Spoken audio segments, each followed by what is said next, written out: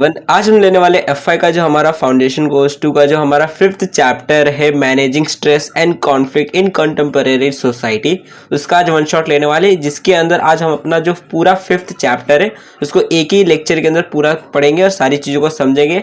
कुछ चीज़ों को हम डिटेल में भी समझेंगे, तो हो सकता है लेक्चर जो है थोड़ा सा लंबा रहे, बट सारी चीज़ों को हम आराम से सारी चीज़ों को डिटेल में समझेंगे। ठीक है, तो वन शॉट में पूरे चैप्टर को करने वाले हैं हम लोग।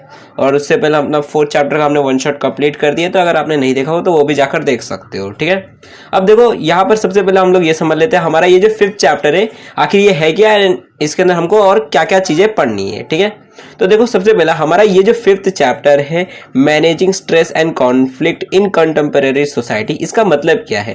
तो देखो इसका मतलब ये है, देखो 4th चैप्टर में हमने पढ़ा था कि स्ट्रेस क्या होता है, कॉन्फ्लिक्ट क्या होता है, स्ट्रेस किस तरीके से आता है, कौन से कॉजेस होते हैं, कॉन्फ्लिक्ट कैसे होते हैं, कैसे लोग एग्रेशन करते हैं, वायलेंस करते हैं, लोग मारपीट करते हैं। ठीक है, किस तरह से कॉन्फ्लिक्ट बढ़ता है, ये सारी चीजें हमने रीजंस जाने थे स्ट्रेस और कॉन्फ्लिक्ट के। ठीक है, अब 5th चैप्टर जो है वो इस चीज के बारे में है कि कैसे अब हम इन स्ट्रेस को जो है वो कम कर सकते हैं, कैसे ये जो मतलब हमारे अंदर स्ट्रेस आता है या फिर हम लोगों के बीच में जो कॉन्फ्लिक्ट हो जाते हैं, लड़ाई झगड़े हो जाते हैं, तो उनको किस तरीके रिसॉल्व किया जा सकता है, यानी उनका किस तरह से सॉल्यूशन निकाला जा सकता है, तो उसके बारे में 5th चैप्टर है। यानी क्या कि स्ट्रेस और कॉन्फ्लिक्ट को हम किस तरीके से मैनेज कर सकते हैं, तो उसी के बारे में हमारा 5th चैप्टर है। तो देखो चैप्टर के अंदर टोटल इतने टॉपिक्स है। सबसे पहला है टाइप ऑफ कॉन्फ्लिक्ट, फिर है कॉपिंग विद स्ट्रेस, कि स्ट्रेस के साथ किस तरह से हम हैंडल कर सकते हैं स्ट्रेस को। उसके बाद नेक्स्ट जो है वो है मोस्लो थ्योरी ऑफ सेल्फ एक्चुअलाइजेशन, जो कि काफ़ी ज़्यादा इंपॉर्टेंट टॉपिक है एंड ये पेपर में आने के काफ़ी मतलब नॉर्मली ज़्यादातर चांसेस रहते हैं कि यही आपको ये थ्योरी पूछ ले कि explain the Maslow theory of self actualization, तो ये भी हम पढ़ेंगे। साथ ही में बाकी के जो टॉपिक्स है method of responding to conflict, and last में ये भी पढ़ेंगे strategies for coping with conflict. ठीक है, तो ये सारी चीज़ें आज हम लोग समझने वाले हैं आज के लेक्चर के अंदर। तो लेक्चर के दिन स्टार्ट करते हैं। तो देखो सबसे पहला जो हमारा टॉपिक है, लेक्चर की शुरुआत जो होती है, मतलब चैप्टर की जो शुरुआत है वो होती है जिसके अंदर हमें बताया जाता है ये टाइप्स ऑफ कॉन्फ्लिक्ट के बारे में। ठीक है, ये कितने टाइप्स के कॉन्फ्लिक्ट होते हैं पहले ये आप जान लो। तो देखो मैंने आपको 4th चैप्टर जब मैं पढ़ा रहा था तो उसी के अंदर मैंने आपको बताया था कि देखो जो 4th चैप्टर में जो लेवल ऑफ कॉन्फ्लिक्ट है वो ही हमारा टाइप ऑफ कॉन्फ्लिक्ट है, मतलब दोनों सेम ही है, टाइप ऑफ कॉन्फ्लिक्ट बोल दो या फिर लेवल ऑफ कॉन्फ्लिक्ट बोल दो। ठीक है, तो इसके अंदर भी वही सेम चीज़ है, तो ज़्यादा डिटेल में आपको वापस से नहीं बताऊंगा, ऊपर से वापस से थोड़ा बहुत रिवाइज टाइप में कर लेते हैं। ठीक है, तो देखो 3 टाइप्स के कॉन्फ्लिक्ट होते हैं जो कि यहाँ पर बताया, पहले ऊपर में ये लिखा गया है कि देखो हर एक ऑर्गेनाइजेशन में, हर एक रिलेशनशिप में, हर जगह आप देखोगे तो लोगों के बीच में कॉन्फ्लिक्ट होते हैं, थोड़े बहुत इश्यूज होते हैं जिनके वजह से वो जो कॉन्फ्लिक्ट है वो काफी हाई लेवल तक भी हो सकता है और कोई छोटे लेवल का भी कॉन्फ्लिक्ट हो सकता है। ठीक है, तो वही आपको बताया गया है कि देखो कितने टाइप के कॉन्फ्लिक्ट होते हैं, तो 3 टाइप के कॉन्फ्लिक्ट होते हैं टोटल। यहाँ पर 2 ही अभी है, आगे नेक्स्ट स्लाइड पे सेकंड जो बाकी का एक और कॉन्फ्लिक्ट है वो भी है। ठीक है, तो टोटल 3 टाइप के कॉन्फ्लिक्ट होते हैं, 3 टाइप के कॉन्फ्लिक्ट है। सबसे पहला होता है इंट्रापर्सनल कॉन्फ्लिक्ट। ये क्या होता है तो मैंने पहले ही बताया था, इंट्रापर्सनल कॉन्फ्लिक्ट जो होता है ये एक ऐसा कॉन्फ्लिक्ट होता है जो कि होता है विद इन एन इंडिविजुअल। ठीक है, मतलब एक आदमी के अंदर ये कॉन्फ्लिक्ट चलता रहता है। जैसे रहता है ना कि अगर मान लो हम कोई चीज में फंस जाते हैं, मतलब मान लो कोई 2 चीजें, एग्जाम्पल लेते हैं, मान लो कि आपके पास 100 रुपये, ठीक है, आपके पास ये 100 रुपया है, ठीक है, सपोज करो, एंड यहाँ पर 2 सामान है, मान लो कि 100 रुपये में आपको ये एक मिठाई है और ये एक मिठाई है। ठीक है, एंड आप आधा आधा मिठाई को नहीं खरीद सकते हो, आपको दोनों में से एक ही मिठाई खरीदनी है। ठीक है, या तो आप ये वाली मिठाई 100 रुपये में खरीदो या तो ये वाली मिठाई खरीदो। अब आप दोनों मतलब देखोगे तो आप दोनों खरीदने की आपके पास उतनी कैपेसिटी नहीं है, आप एक ही किसी को खरीद सकते हो। अब आपके दिमाग में आप मतलब थोड़ा उलझला मतलब रहता है ना, कॉन्फ्लिक्ट आने लगे दिमाग, मतलब थोड़ा बहुत समझ नहीं पाएगा कि मैं करूँ तो क्या करूँ, मैं ये वाली मिठाई खरीदूँ या फिर ये वाली मिठाई खरीदूँ, मैं ये खरीदूंगा तो मेरे को तो ये भी पसंद है, लेकिन अगर मैं ये खरीदूंगा तो फिर ये नहीं खा पाऊंगा। ठीक है, तो कॉन्फ्लिक्ट हो जाता है हमारे दिमाग के अंदर। ठीक है, तो ऐसे ही काफी सारे ऐसे सिचुएशंस आती है, जैसे मान लो कोई मैनेजर, यहाँ पर एग्जांपल देखो, यहाँ पर आपको एग्जांपल दिया है एंड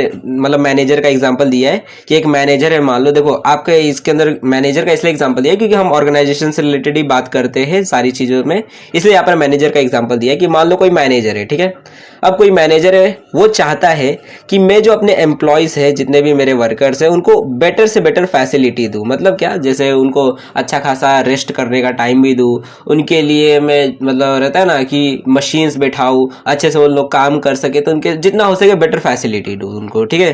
तो ये सारी चीज़ें दूँ मैं उन लोग को, ताकि वो अच्छे तरीके से काम कर सके। लेकिन साथ में मैं ये भी चाहता हूँ कि मेरा ऑपरेटिंग कॉस्ट भी बचे। ऑपरेटिंग कॉस्ट का मतलब होता है कि प्रोडक्शन करने के लिए जो कॉस्ट रहता है सामान वामान के लिए, मतलब जैसे मशीन चलाने के लिए बिजली का खर्च होता है, ऊपर से बिजली मशीन खरीदने का खर्च होगा, वर्कर्स को उतना रेस्ट देंगे तो वर्कर का कॉस्ट बढ़ जाएगा, तो इससे ऑपरेटिंग कॉस्ट बढ़ जाएगा, ठीक है। तो वो जो मैनेजर है वो ये भी चाहता है कि मेरा खर्चा भी कम लगे, लेकिन वो ये भी साथ में चाहता है कि मेरे एम्प्लॉयज को भी मैं खुश रखूँ, ठीक है। तो दोनों चीजें एक साथ नहीं कर सकता। अगर वो अपने एम्प्लॉयज को खुश रखना चाहता है तो थोड़ा बहुत उसका ऑपरेटिंग कॉस्ट बढ़ेगा, ठीक है। तो ऐसे टाइम पर वो अपने दिमाग में कॉन्फ्लिक्ट उसके आएगा कि मैं करूँ तो क्या करूँ, मैं ये करूँ, मैं अपने एम्प्लॉयज के ऊपर ध्यान दूँ या फिर ऑपरेटिंग कॉस्ट के ऊपर ध्यान दूँ, ठीक है।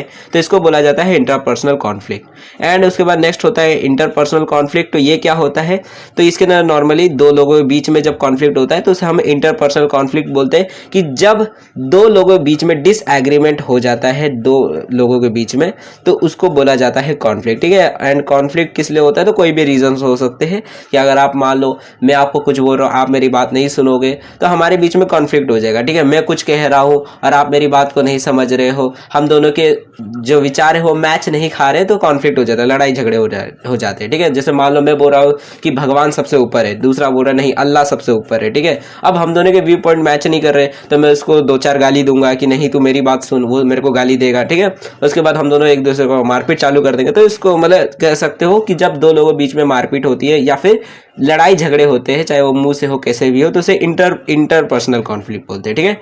इंटरपर्सनल कॉन्फ्लिक्ट में हम दूसरे से लड़ाई करते हैं, अपने आप से नहीं लड़ते हैं, ठीक है। उसके बाद नेक्स्ट होता है इंटर ग्रुप कॉन्फ्लिक्ट, ठीक है।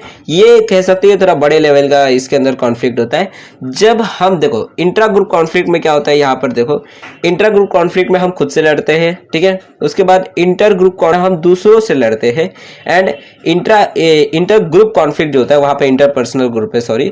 तो ये जो इंटर ग्रुप कॉन्फ्लिक्ट होता है इसके अंदर हम एक ग्रुप वाले दूसरे ग्रुप वालों से लड़ते हैं, ठीक है। जैसे रहता है ना गैंग वॉर हो जाती है, गैंग वाले दूसरे गैंग से लड़ते हैं। जैसे मान लो ये मुस्लिमों का ग्रुप है, ये हिंदुओं का ग्रुप है, और जब ये दोनों लड़ाई करते हैं तो रहता है ना एक ग्रुप जो है वो दूसरे ग्रुप को मार रहा है, पीट रहा है, ठीक है। कॉन्फ्लिक्ट हो रहे हैं दोनों के बीच में, हिंदू मुस्लिम कॉन्फ्लिक्ट आपने सुना होगा, या फिर अपर कास्ट लोअर कास्ट का कॉन्फ्लिक्ट हो जाता है। तो जब दो ग्रुप्स एक साथ लड़ते हैं जिसके अंदर बहुत सारे मेंबर्स होते हैं, बहुत सारे लोग होते हैं, और सब मिलकर अपना एक ग्रुप बनाते हैं और सब एक दूसरे के साथ मतलब एक दूसरे के साथ नहीं दूसरे ग्रुप्स के साथ लड़ते हैं, तो इसको कहा जाता है इंटर ग्रुप कॉन्फ्लिक्ट, ठीक है। ये दो ग्रुप्स के अंदर ये कॉन्फ्लिक्ट होता है, ओके।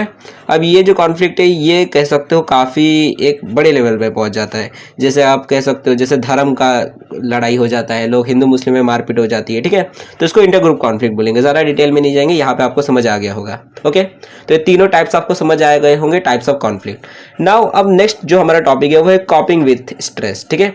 मतलब क्या, कॉपिंग विथ स्ट्रेस का मतलब होता है कि अब हम स्ट्रेस को किस तरीके से हैंडल कर सकते हैं, स्ट्रेस को किस तरीके मतलब अपने अंदर से कम कर सकते हैं, ठीक है।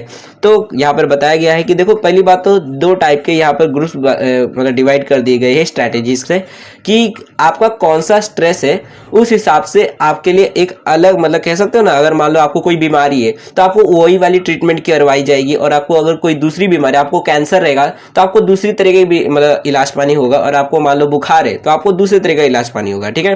तो वैसे ही जितने भी आपके स्ट्रेस है उसी हिसाब से कह सकते हो आपकी जो स्ट्रैटेजीज है उनको भी डिवाइड कर दिया गया है। तो टोटल दो ग्रुप्स में डिवाइड किया गया है स्ट्रैटेजीज को।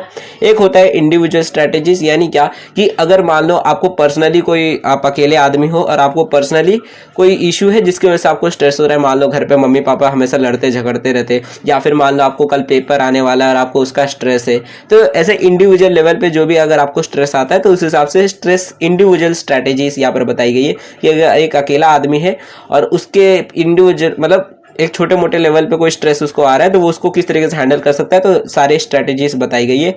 एंड अगर कोई स्ट्रेस ऑर्गेनाइजेशन से रिलेटेड यानी क्या काम से रिलेटेड है, जैसे आप कंपनी में जाते हो काम करने के लिए तो वहाँ का वर्किंग इन्वायरमेंट अच्छा नहीं है, वहाँ पे जो जितने भी लोग हैं मान लो मैनेजर हो गए या फिर बाकी के जो वर्कर्स रहते हैं नहीं आपको चिढ़ाने लगते हैं, ठीक है। जैसे आप मान लो कि नए नए स्कूल में जाते थे पहले, जब स्टार्टिंग में जब आप पहली दूसरी में रहते होंगे, तो अगर बाई चांस आप स्कूल चेंज करते होंगे तो वहाँ के जो बच्चे होते होंगे वो आपको थोड़ा बहुत परेशान करते होंगे आप नए हो तो, ठीक है। तो वैसा वहाँ का कल्चर मतलब वहाँ का कंडीशन अच्छा नहीं है, वर्क इन्वायरमेंट अच्छा नहीं रहता स्कूल का, इसलिए आपको वो स्कूल उतना पसंद नहीं आता रहता है। तो वैसे ही अगर मान लो आप कंपनी में जाते हो काम करने के लिए और वहाँ का वर्किंग इन्वायरमेंट अच्छा नहीं है, तो आपको वहाँ पे हो सकता है पसंद ना आए काम करने के लिए, तो स्ट्रेस होगा, ठीक है। ज़्यादा वर्क ओवरलोड हो जाएगा तो उसके से भी आपको स्ट्रेस हो सकता है। तो बहुत सारे रीजंस होते हैं। तो अगर कोई स्ट्रेस ऑर्गेनाइजेशन से रिलेटेड है तो उसके लिए ऑर्गेनाइजेशनल स्ट्रैटेजीज बताई गई है, ठीक है। तो 2 ग्रुप में डिवाइड कर दिया गया है। तो सबसे पहले इंडिविजुअल स्ट्रैटेजीज देख लेते हैं कि इसके अंदर कौन से तरीके हैं जिसकी मदद से आप स्ट्रेस को हटा सकते हो अपनी जिंदगी से, मतलब पूरी टोटली नहीं तो थोड़ा बहुत कम कर सकते हो, ठीक है।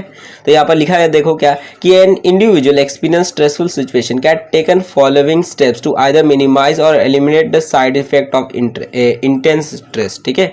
कि अगर आपकी जिंदगी के अंदर बहुत ज्यादा स्ट्रेस है तो आप उसे टोटली या फिर कह सकते हो थोड़ा बहुत जो है हटा सकते हो, अपने जिंदगी से स्ट्रेस को कम कर सकते हो, ठीक है। तो कैसे, तो यहाँ पर कुछ बताए गए स्ट्रैटेजीज जिसको फॉलो करोगे आप स्टेप्स को तो आपकी जिंदगी से स्ट्रेस चला जाएगा, ठीक है। सबसे पहला होता है फिजिकल एक्सरसाइज, जाओ बॉडी बनाओ, थोड़ा जिम विम जाओ, रहता है ना, आप लोग सुना भी होगा, आपने कोई यूट्यूब पे वीडियो भी देखा होगा डिप्रेशन से कैसे या फिर स्ट्रेस रहता है, तो उसके लिए रहता है कि हम मेडिटेशन कर सकते हैं, एक्सरसाइज कर सकते हैं। एक्सरसाइज करने से बॉडी जो रहती है थोड़ा ज्यादा एक्टिव हो जाती है और उसके वजह से दिमाग ज्यादा अच्छे से काम करता है, ठीक है। और थोड़ा एक्टिव होने की वजह से, हाँ देखो स्ट्रेस में जब हम लोग रहते हैं तो हम लोग एकदम मरियल जैसा रहता है, ठीक है। जिस शरीर में जान नहीं रहती है, एकदम जोम्बी जैसा हम बने रहते हैं जब स्ट्रेस में हम लोग रहते हैं। लेकिन जब हम लोग एक्सरसाइज कर लेते हैं तो थोड़ा एक्टिव हो जाते हैं, ठीक है। तो फिजिकल एक्सरसाइज हम लोग कर सकते हैं जिसकी मदद से हम लोग जो है हमारे अंदर से स्ट्रेस चला जाएगा, ठीक है। तो देखो लिखा भी है कि a person suffering from stress must resort to physical exercise for this purpose exercise such as walking. यहाँ पर कुछ एक्सरसाइज बताई गई कि आप कौन से एक्सरसाइज कर सकते हो, जैसे आप मतलब वॉक कर सकते हो अगर मान लो बुढ़े हो तो, ठीक है। अगर जवान हो तो थोड़ा जॉगिंग कर लो, स्विमिंग कर लो, ये सारी चीजें कर लो। Can help to combat stress. Regular exercise can also help to reduce certain diseases such as heart problems, ठीक है। यानी अगर आपको हार्ट से रिलेटेड प्रॉब्लम है, शुगर है, ये सारी चीजें रहती है, तो आप अगर रेगुलर एक्सरसाइज करते हो तो आपकी बीमारियां भी जाएगी, साथ ही में आपका स्ट्रेस भी कम हो जाएगा। तो स्ट्रेस कर मतलब एक्सरसाइज कीजिए, ठीक है।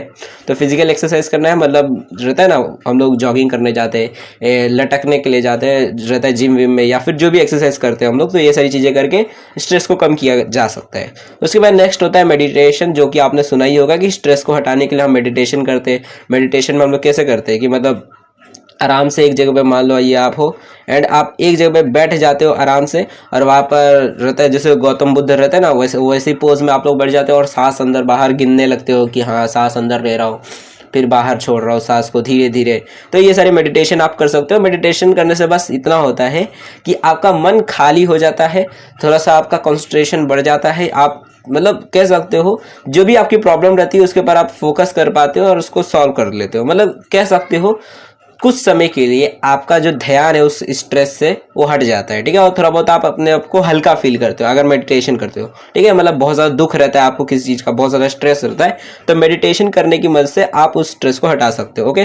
तो ये सारी चीज़ें आप ओन से भी लिख लोगे, आराम से हो जाएगा कि हाँ हमें फिजिकल एक्सरसाइज करनी चाहिए, हमें मेडिटेशन करनी चाहिए, ठीक है। तो हम मेडिटेशन कर सकते हैं। नेक्स्ट जो हमारा तीसरा जो स्ट्रैटेजी है वो है रिलैक्सेशन ट्रेनिंग, ठीक है। अब इसका मतलब क्या होता है, तो देखो रिलैक्सेशन ट्रेनिंग मतलब क्या कि कुछ ऐसी चीजें हम कर सकते हैं जिससे हमें रिलैक्सेशन फील हो। जैसे रहता है ना कि अगर मान लो कि हम बहुत ज्यादा थक जाते हैं तो हम कुछ ऐसे अच्छे गाने सुन लेते हैं जिसमें जोश रहता है कि हाँ हमको जोश आ रहा है, मोटिवेशन फील हो रहा है, या फिर किसी की वीडियो देख लेते हैं। आप लोग देखते होंगे संदीप महेश्वरी की वीडियो देख लेते होंगे जब आपको स्ट्रेस फील होता होगा, उदास होते होंगे, ठीक है। कुछ लोग रहते हैं कि उदासी में और उदास होने के लिए वो सैड सॉन्ग सुन लेते हैं, तो वैसे सॉन्ग नहीं सुनने चाहिए जो हमें मोटिवेट करे। थोड़ा बहुत रहता है ना कि हाँ अंदर से आग जल रही है, हाँ ठीक है कुछ तो करना है, तो ऐसे कुछ कर सकते हैं हम लोग, मतलब शरीर को रिलैक्स करने के लिए। या फिर कुछ एक्सरसाइज रहता है, मतलब रिलैक्सेशन, मसाज वसाज, ये सारी चीज़ें करके हम अपने शरीर को रिलैक्स करके टेंशन बाहर कर सकते हैं अपने शरीर से, और थोड़ा बहुत रिलैक्स होने वजह से स्ट्रेस भी कम हो जाता है, ठीक है। तो ऐसे रिलैक्सेशन ट्रेनिंग कर सकते हैं। यहाँ पर बोला गया है कि रिलैक्सेशन ट्रेनिंग की मदद से, ये जो टेक्निक है इसकी मदद से हम अपने जो मतलब स्ट्रेस है उसको कम कर सकते हैं, ठीक है। तो यहाँ पर देखो लिखा गया, रीड कर लेते हैं, आपको बता देता हूँ कि देखो it is a technique that which teach different method of replacing feeling of tension by relaxing और releasing tension. One of the relaxation training involves listening to soft music, ठीक है। जो ऐसे अच्छे खासे सॉफ्ट म्यूजिक होते हैं, ज़्यादा भारी भर के नहीं रहते कि दिल तोड़ के मेरा मतलब वो सारी वैसे सॉन्ग नहीं रहते ज़्यादा भारी भरकम के दिल को और भारी कर दे, थोड़ा सॉफ्ट म्यूजिक ये रहता है ना, जैसा आप जोश वाला या फिर रहता है मोटिवेशन वाली म्यूजिक, ये सारे ऐसे म्यूजिक होते हैं सॉफ्ट म्यूजिक, ठीक है। तो people can also relax with the help of meditation and mental exercise, ये सारी चीज़ें करके मतलब वही एक्सरसाइज कर लो, मेडिटेशन कर लो, वो सारी चीज़ें रिलैक्सेशन ट्रेनिंग के अंदर आ जाती है, ठीक है। तो आप रिलैक्सेशन ट्रेनिंग करके भी अपने स्ट्रेस को कम कर सकते हो। उसके बाद नेक्स्ट होता है टाइम मैनेजमेंट, ठीक है। टाइम मैनेजमेंट यहाँ पर क्यों आया है, तो देखो टाइम मैनेजमेंट, पहली बार टाइम मैनेजमेंट का आपको मतलब में भी पता होगा कि आप अपने दिन भर का जो शेड्यूल रहता है कि मुझे दिन भर में क्या क्या चीज़ें करनी है, मुझे 10 चीज़ें मान लो करनी है, तो हर एक चीज़ को जो है मैं एक शेड्यूल बना देता हूँ, कह सकते हो डायरी में लिख देता हूँ कि मुझे आज ही इतने बजे ये वाला काम करना है, इतने बजे ये वाला काम करना है, ये वाला काम इतने से बजे से लेकर इतने बजे तक मुझे कर लेना है, ठीक है। मतलब दिन भर का हम शेड्यूल बना देते हैं, तो वही आप टाइम मैनेजमेंट उसको कहते हैं। तो अब इस टाइम मैनेजमेंट की वजह से आपका स्ट्रेस कैसे कम होगा, तो देखो स्ट्रेस होता कैसे, जैसे अगर मान लो आपका कल पेपर है, ठीक है। अब कल आपका पेपर है और टोटल मान लो आपको 5 चैप्टर पढ़ने हैं, ठीक है। 5 चैप्टर है आपके जो आपको पढ़ने हैं, ठीक है। अब हर एक 5 चैप्टर को पढ़ना है आपको, और अगर आप टोटल एक अच्छा सा टाइम मतलब ये मैनेजमेंट का एक अच्छा सा एक मतलब कह सकते हो एक डायरी बना देते हो कि आज मुझे दिन भर में 5 चैप्टर खत्म करने, तो कितने बजे से लेकर कितना बजे तक कौन से चैप्टर को देना है टाइम, कितने बजे से कितने को दूसरे चैप्टर को देना है। इस तरह से अगर आप प्रॉपर टाइम मैनेजमेंट कर लोगे कि हाँ मैं इतना बजे तक इतने बजे तक ये वाला चैप्टर पढ़ूंगा, फिर इतने बजे से लेकर इतने बजे तक ये वाला चैप्टर पढ़ूंगा, सारे चैप्टर फिर मेरे खत्म हो जाएंगे रात तक, और उसके बाद मैं आराम से चैन की नींद सो सकूंगा, ठीक है। अगर मैंने अच्छे से टाइम को फॉलो किया तो पेपर में मैं सारे क्वेश्चन अटेम्प्ट कर लूंगा, ओके। तो उसके वजह से देखोगे तो अब जैसे ही आपके पास ये टाइम मतलब ये शेड्यूल आपके पास आ जाएगा आपके हाथ में, तो थोड़ा बहुत आपका स्ट्रेस चला जाएगा। आप चलो टेंशन नहीं है, मुझे लग रहा था कैसे 5 चैप्टर खत्म करूंगा एक दिन में, लेकिन अब देख रहा हूँ कि हाँ भाई इतना टाइम है मेरे पास, आराम से खत्म किया जा सकता है। तो टाइम मैनेजमेंट की वजह से होगा ये कि आप अपने काम जो है उसको टाइम पे कर पाओगे, और आपको स्ट्रेस फील नहीं होगा कि भाई मेरा काम अभी तक हुआ नहीं, मैं क्या करूंगा। क्यों, देखो स्ट्रेस फील कब होता है, जब आपका काम नॉर्मली टाइम पे नहीं होता है, ठीक है। आपका कल पेपर है, आपको आज मान लो 2 चैप्टर्स पढ़ने थे लेकिन आप नहीं पढ़े, ठीक है। आपने एक भी आधा ही चैप्टर पढ़ा है, एक चैप्टर का आधा चैप्टर ही खाली पढ़ा है, और अभी आपके बहुत अभी एक और डेढ़ चैप्टर अभी आपके बाकी ही है, ठीक है। तो उस टाइम पर आपको स्ट्रेस होगा। लेकिन अगर आपका सारी चीजें खत्म हो जाएगी टाइम पे, हाँ कि मेरे को 2 चैप्टर आज पढ़ना था, मैंने 2 के 2 पढ़ लिए, तो अब आपको स्ट्रेस नहीं होता है। इसलिए प्रॉपर टाइम मैनेजमेंट कर सकते हैं। तो there should be a proper time management so as to avoid work overload, की ज्यादा वर्क ओवरलोड आपके पास नहीं रहेगा, और जब वर्क ओवरलोड नहीं रहेगा तो आपके पास स्ट्रेस भी नहीं रहेगा। तो proper time management can reduce the stress cause due to work overload, कि जो स्ट्रेस वर्क ओवरलोड की वजह से होता है वो स्ट्रेस आपको नहीं होगा अगर आप टाइम मैनेजमेंट करते हो, ठीक है। क्योंकि आपका जो वर्क होगा वो टाइम टू टाइम हो जाएगा आराम से, जो भी आपने टाइम डिसाइड किया रहेगा उसके अंदर हो जाएगा, अगर आप अपने अच्छे से टाइम को मैनेज करते हो, शेड्यूल लिस्ट वो सारी चीजें बनाते हो तो, ठीक है। तो it is true that if one can manage time effectively he और she can achieve much more than otherwise. To manage time effectively one has to, मतलब यहाँ पर बताया गया कि अगर आप देखो अगर कोई आदमी जो है अगर वो अपने टाइम को अच्छी तरीके से मैनेज कर लेता है तो वो जो चाहे वो अचीव कर सकता है, यहाँ पर ये बोला गया है। एंड अगर आप चाहते हो कि आप मैनेज करो तो आप किस तरीके से कर सकते हो, तो यहाँ पर बताया गया है कि prepare a day wise list of activities, कि आपको क्या क्या चीजें करनी है उसकी एक लिस्ट बना दो। उसके बाद गिव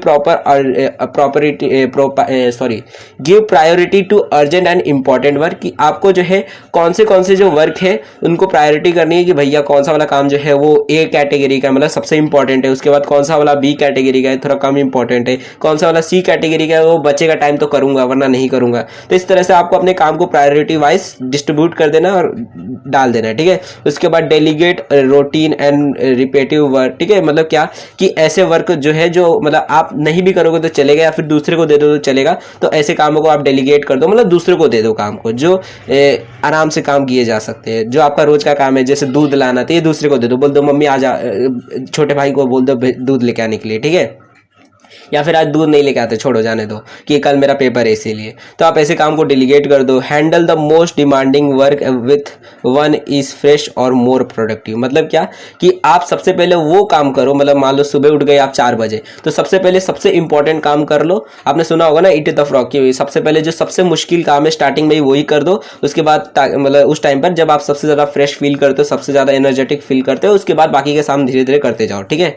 तो इस तरीके से आप अगर करते हो तो आपका प्रॉपर टाइम मैनेजमेंट हो जाएगा और आप वर्क ओवरलोड का जो स्ट्रेस होता है उससे बच पाओगे और आपको स्ट्रेस कम होगा। ठीक है, नेक्स्ट होता है सोशल सपोर्ट। ठीक है, इसकी मदद से भी आपका जो स्ट्रेस है वो कम हो सकता है। जैसे यहाँ पर लिखा है कि emotional support from family members, friends और coworkers, supervisors and other is very helpful soften the effect of stress. मतलब क्या, यहाँ पर बोला गया है कि देखो इमोशनल सपोर्ट की वजह से भी जो है फैमिली मेंबर्स का हो, फ्रेंड्स का हो, जो भी आपके आसपास में आपके साथ जो वर्क काम करते हैं या फिर कोई भी हो कंपनी में या फिर कहीं पे भी, तो वो अगर आपको सपोर्ट करते हैं तो आप काफ़ी हद तक आपका स्ट्रेस थोड़ा कम हो जाता है। ठीक है, जैसे कि अगर मान लो आप क्लास के अंदर हो, स्कूल कॉलेज की ही बात कर लेते हैं, मान लो आप कॉलेज के अंदर हो और ये आपके दोस्त है। ठीक है, ये दो आपके दोस्त है एंड ये आप हो। ठीक है, अब कुछ लोग मान लो आप रास्ते से जा रहे थे, अकेले थे, इधर उधर कहीं दुकान पे आप जा रहे थे, तभी आपके कुछ दूसरे मतलब क्लास के लोग लड़के जो है वो आपको आ गए पीटने के लिए या फिर परेशान करने के लिए। आपको हो सकता है उल्टा सीधा बोल रहे, चिढ़ा रहे, ठीक है,